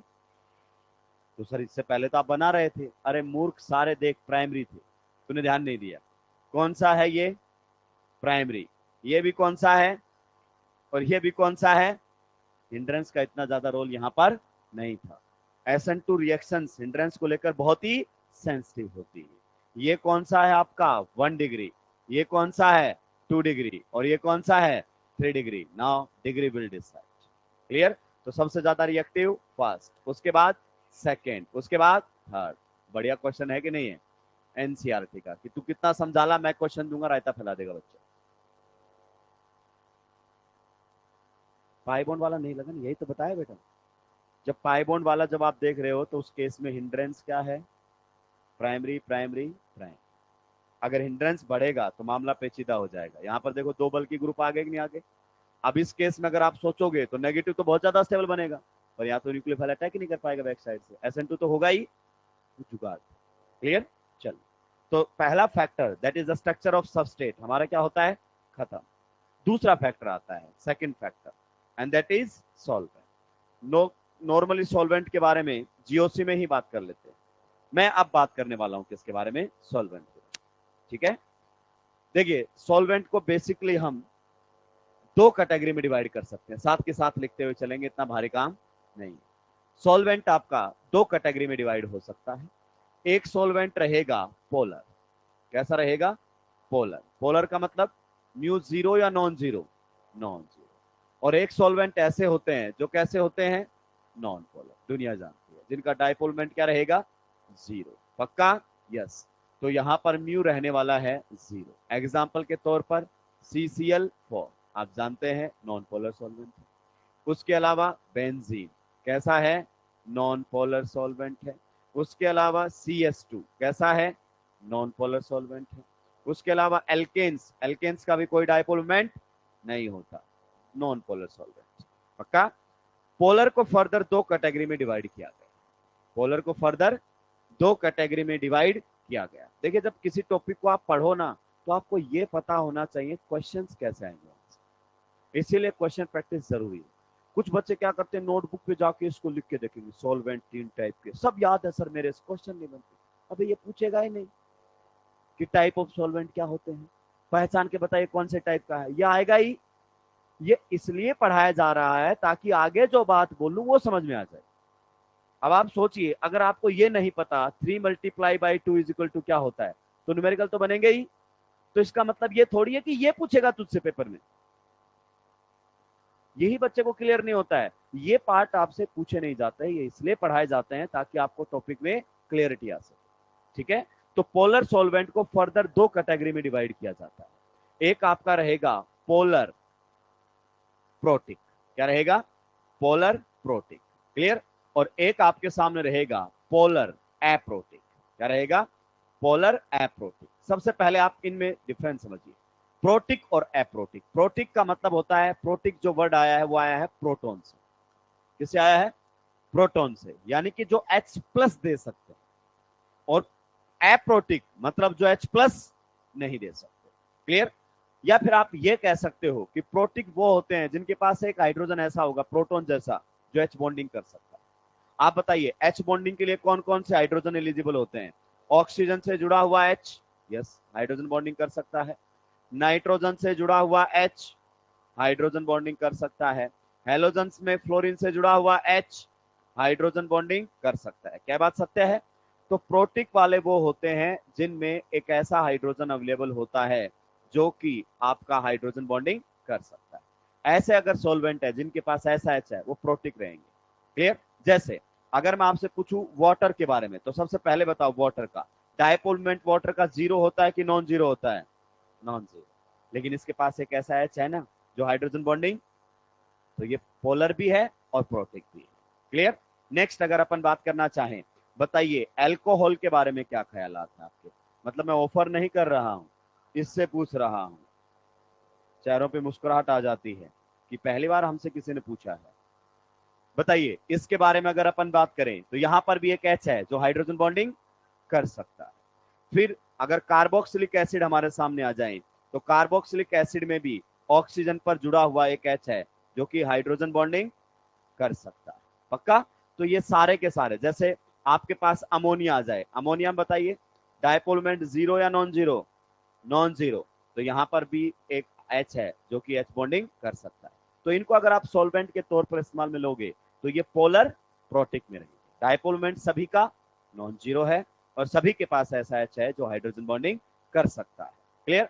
दूसरा हमारे सामने होता है पोलर एप्रोटिक, यानी कि पोलरिटी तो है लेकिन हाइड्रोजन बॉन्डिंग नहीं कर सकते, ये H प्लस कभी आपको दे नहीं पाएंगे। जैसे ईथर्स, आप सभी जानते हैं ईथर्स में अगर मैं यहां पर CH3 रख दूं तो बताइए डायपोल मोमेंट तो क्या है इसका? Non zero. पक्का? डायपोल मोमेंट क्या रहता है? Non zero. वही वाटर वाली कहानी है इसके भी, लेकिन इसके पास कोई ऐसा H नहीं है जो हाइड्रोजन बॉन्डिंग कर सके। सर ये रहे, अरे sp3H जुड़ा हुआ है। क्लियर? इसी प्रकार से, यानी कि एक और हम कई बार इस्तेमाल में लिया THF, ये देखो ये हमारे सामने, ये भी ईथर है। तो ईथर्स इस कैटेगरी में लाई करते हैं। ईथर्स, कुछ क्राउन ईथर्स भी होते हैं, हमें नहीं बात करनी उन पर। उसके बाद अगर अपन बात करें एसीटोन, देखो एसीटोन की अगर अपन बात करें तो यहां पर डायपोल मोमेंट है, यहां पर आप इस प्रकार से देख सकते हैं, there will be partial positive and there will be partial negative, so it is having dipole moment. But आप देख सकते हैं कोई ऐसा नहीं है जो हाइड्रोजन बॉन्डिंग कर सके। क्लियर? तो इसे हम बोलते हैं एसीटोन। क्या बोलते हैं? एसीटोन। मेरी बात को आप ध्यान से सुनते रहेंगे। ये ऊपर वाले हैं, मेरे पास जगह नहीं इसलिए मैं यहां लिख रहा हूं। नेक्स्ट आपके पास ये आता है DMSO बोलते हैं इसको, शॉर्ट फॉर्म बहुत पॉपुलर है इसकी, DMSO। पूरा नाम क्या रहेगा बताओ? मिथाइल के कितने लगे हुए हैं? दो, तो ये रहेगा डाई मिथाइल, ये रहेगा di methyl sulphoxide, di methyl sulphoxide. अब आप पहचान सकते हैं कि इसका DMSO नाम कहां से पड़ा, इसको इन शॉर्ट DMSO कहते हैं। एक और हमारे सामने है जिसको हम DMF कहते हैं। ये वो सॉल्वेंट हैं जो डायपोल मोमेंट तो रखते हैं, आप जानते हैं इसमें डायपोल मोमेंट रहेगा, पार्शियल पॉजिटिव और पार्शियल नेगेटिव, बट H नहीं है जो हाइड्रोजन बॉन्डिंग कर सकते। इसमें भी इसका नाम अगर हम लिखें तो पहले बताओ इसमें फंक्शनल ग्रुप नीचे वाले में, इसको हम DMF बोलते हैं। क्या बोलते हैं? DMF। नीचे वाले में मुझे बताओ फंक्शनल ग्रुप कौन है? एल्डिहाइड है कि अमाइड है? क्या है? अमाइड। और जब नाइट्रोजन पर कोई ग्रुप लग जाते हैं तो नाम कैसे लिखते हैं? NN। लिखते हैं नहीं लिखते हैं? नाइट्रोजन पर कितने लगे हुए हैं? दो, तो नाम क्या रहेगा बताओ इसका? N, di methyl. पक्का? यस। अगर मैं कॉमन नेम के इस्तेमाल में लेना चाहूं तो बताओ पीसीसी में कितना कार्बन है? एक। तो कॉमन नेम में एक कार्बन के लिए क्या लिखते हैं? फॉर्म। और फंक्शनल ग्रुप कौन सा है? अमाइड। तो फॉर्मा अमाइड हो गया कि नहीं हो गया है? तो इसको इन शॉर्ट DMF कहां से बोला गया है? डाई का क्या ले लिया है? D, मिथाइल का क्या ले लिया है? M, और फॉर्माइड का क्या ले लिया है? F। तो ये हो गया DMF। क्लियर? सुनिए, सॉल्वेंट को कितनी कैटेगरी में फेंक दिया? दो, polar non polar. Non polar dipole moment zero, polar non zero. एक ऐसे जिनके पास ऑक्सीजन से जुड़ा हुआ H, नाइट्रोजन से जुड़ा हुआ H होगा, हेलोजन से फ्लोरीन से जुड़ा हुआ H होगा। पोलर में प्रोटिक की कैटेगरी में चले गए। दूसरे पोलर तो हैं लेकिन उसके पास H प्लस देने की एबिलिटी नहीं है, तो पोलर एप्रोटिक। एप्रोटिक का मतलब समझो ना, प्रोटॉन नहीं दे सकते। क्लियर? छापेंगे, आगे बढ़ो।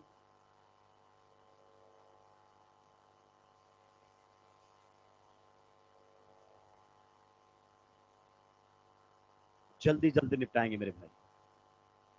तो अभी तक तो मैंने आपको सॉल्वेंट्स के साथ इंट्रोड्यूस करवाया है। किसके साथ इंट्रोड्यूस करवाया है? सॉल्वेंट्स, कि ये सॉल्वेंट होते हैं, आपको पता होना चाहिए। पोलर प्रोटिक क्या होता है, पोलर एप्रोटिक क्या होता है, नॉन पोलर क्या होता है, दैट्स इट, खत्म। ऐसे क्वेश्चंस नहीं पूछे जाएंगे which of the following is polar protic solvent, which of the following is polar aprotic, नहीं पूछे जाएंगे ऐसी कोई बातें आपसे। सॉल्वेंट से रिलेटेड कोई क्वेश्चन सीबीएसई बोर्ड में नहीं आए क्योंकि एनसीईआरटी ने ऐसा कोई डिस्कशन नहीं किया, लेकिन नीट पूछ सकता है। टाइप नहीं पूछेगा, इनका रिएक्शन पर क्या फर्क पड़ेगा वो पूछेगा। निपटा दिया है सभी ने? धीरे धीरे लिखो।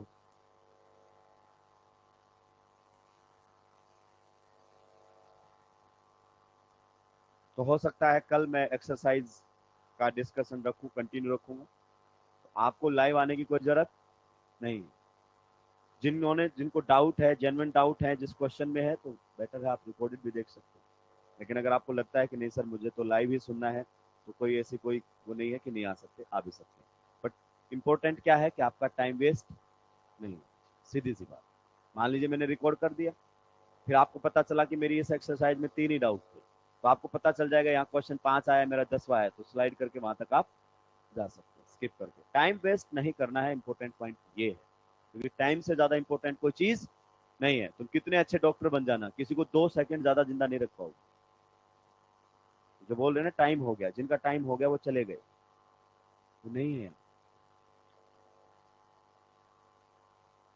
आगे बढ़ू। अब हम देखते हैं कि इन सॉल्वेंट्स का फर्क क्या पड़ता है। SN2 में अगर अपन बात करें तो हमारा SN2 में पूरा रिएक्शन कौन करता है, न्यूक्लियोफाइल, पक्का। और मोस्ट ऑफ द केसेस में न्यूक्लियोफाइल कैसा रहेगा, नेगेटिवली चार्ज। अब इसको बहुत खूबसूरत बनाने की कोशिश ना करें, कुछ तो स्केल से लाइन खींचेंगे। इंपॉर्टेंट बात है कि कितने जल्दी बना लेते हो, कितना सुंदर बनाया है, ये नोटबुक आप ही के पास रह जाएगी। सॉल्वेंट के तौर पर हमने क्या लिया हुआ है, वाटर।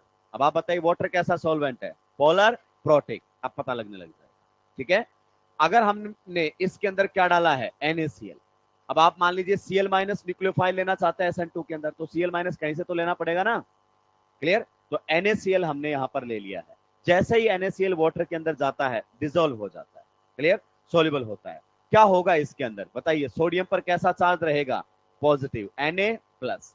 अब वाटर इसको चारों तरफ से घेरेगा, कैसे, क्योंकि वाटर की यही खास बात होती है, इसके पास दोनों पोल होते हैं, पॉजिटिव वाला भी और नेगेटिव वाला भी। बताओ वाटर के अंदर ऑक्सीजन के ऊपर कैसा चार्ज रहता है, नेगेटिव। तो यहां पर है पार्शियल नेगेटिव, यहां पार्शियल पॉजिटिव, यहां पर है पार्शियल नेगेटिव, यहां पर पार्शियल पॉजिटिव, यहां पर है पार्शियल नेगेटिव, यहां पर पार्शियल पॉजिटिव, यहां पर है पार्शियल नेगेटिव, यहां पर पार्शियल पॉजिटिव। ये आ गया कि नहीं आ गया। तो बताइए Na प्लस को चारों तरफ से, मैंने कुछ दिखाया, बहुत सारे वाटर मॉलिक्यूल्स आ सकते हैं, चारों तरफ से घेर लिया कि नहीं घेर लिया। तो कौन सा यहां पर देखने को मिला, यहां पर आपको देखने को मिलेगा आयन डाइपोल अट्रैक्शन। क्या देखने को मिलेगा, आयन डाइपोल अट्रैक्शन, है कि नहीं है। आयन तो कौन है, Na प्लस, क्लियर। और अगर अपन बात करना चाहें डाइपोल किस में है, वाटर में, तो ऑक्सीजन की तरफ से चारों तरफ से घेर लिया। वैसे भी Na प्लस का कोई रोल नहीं है रिएक्शन के अंदर, गिर गया तो गिर गया, कोई मतलब नहीं है। हमारा न्यूक्लियोफाइल कौन रहने वाला है, Cl माइनस। अब देखते हैं, ये फ्री होना चाहिए रिएक्शन करने के लिए, लेकिन भाई साहब ये सॉल्वेंट ही ऐसा है, ये Cl माइनस को भी चारों तरफ से घेरेगा। इसी को हम सॉल्वेशन कहते हैं। क्या कहते हैं, सॉल्वेशन। क्योंकि आप तो जानते हैं वाटर के पास दोनों एंड है, ये पार्शियल पॉजिटिव भी रखता है और पार्शियल नेगेटिव भी रखता है। Na प्लस को तो चारों तरफ से घेरा, किस साइड से, ऑक्सीजन की साइड से। और Cl माइनस को चारों तरफ से घेरेगा, किसकी साइड से, हाइड्रोजन की साइड से। तो ऐसे ढेर सारे वाटर मॉलिक्यूल्स इसके चारों तरफ आ जाएंगे कि नहीं आ जाएंगे। यहां पर भी आप बोल सकते हो आयन डाइपोल अट्रैक्शन, क्या बोल सकते हो, आयन डाइपोल अट्रैक्शन आप बोल सकते हो, या फिर इसी को ही क्या बोल सकते हो, हाइड्रोजन बॉन्ड, क्या बोल सकते हो, H बॉन्डिंग, इसी को ही तो बोलते हैं।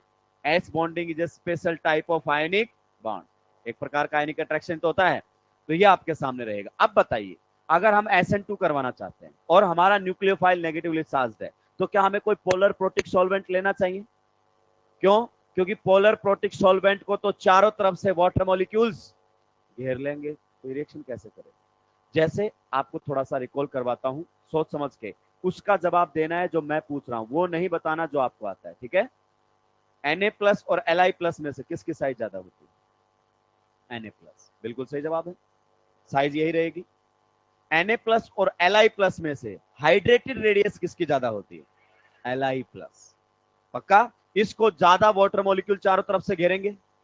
अब आप सोचिए अगर मुझे कोई रिएक्शन करना है और मुझे चारों तरफ से घेर लिया जाए, तो मैं तो रिएक्शन कर ही, ये इसको जाकर अटैक करना था एंटी बॉन्डिंग में, न्यूक्लियोफाइल है, और इसको तो किसने घेर लिया है, तो रिएक्शन ही, मतलब इसका सोल्वेशन हो गया है। क्या हो गया है, तो बताइए हमें SN2 में क्या पोलर प्रोटिक सॉल्वेंट लेना चाहिए, क्योंकि वो हमारे न्यूक्लियोफाइल को क्या कर देगा, सॉल्वेट चारों तरफ से घेर लेगा, वो रिएक्शन ही नहीं कर पाएगा। आगे बात समझ में।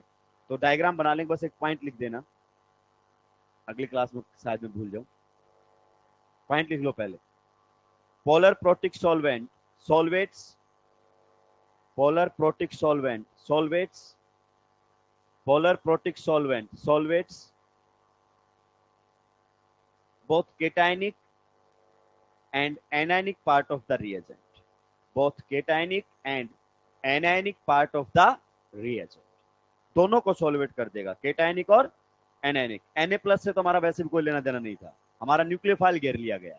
जैसे हिंदी फिल्मों में होता है ना, आपको चारों तरफ से, हालांकि पुलिस वाला एक ही होता है, एक जगह खड़ा होता है, पर डायलॉग फेमस है ये। चलिए आज के लिए इतना ही, धन्यवाद।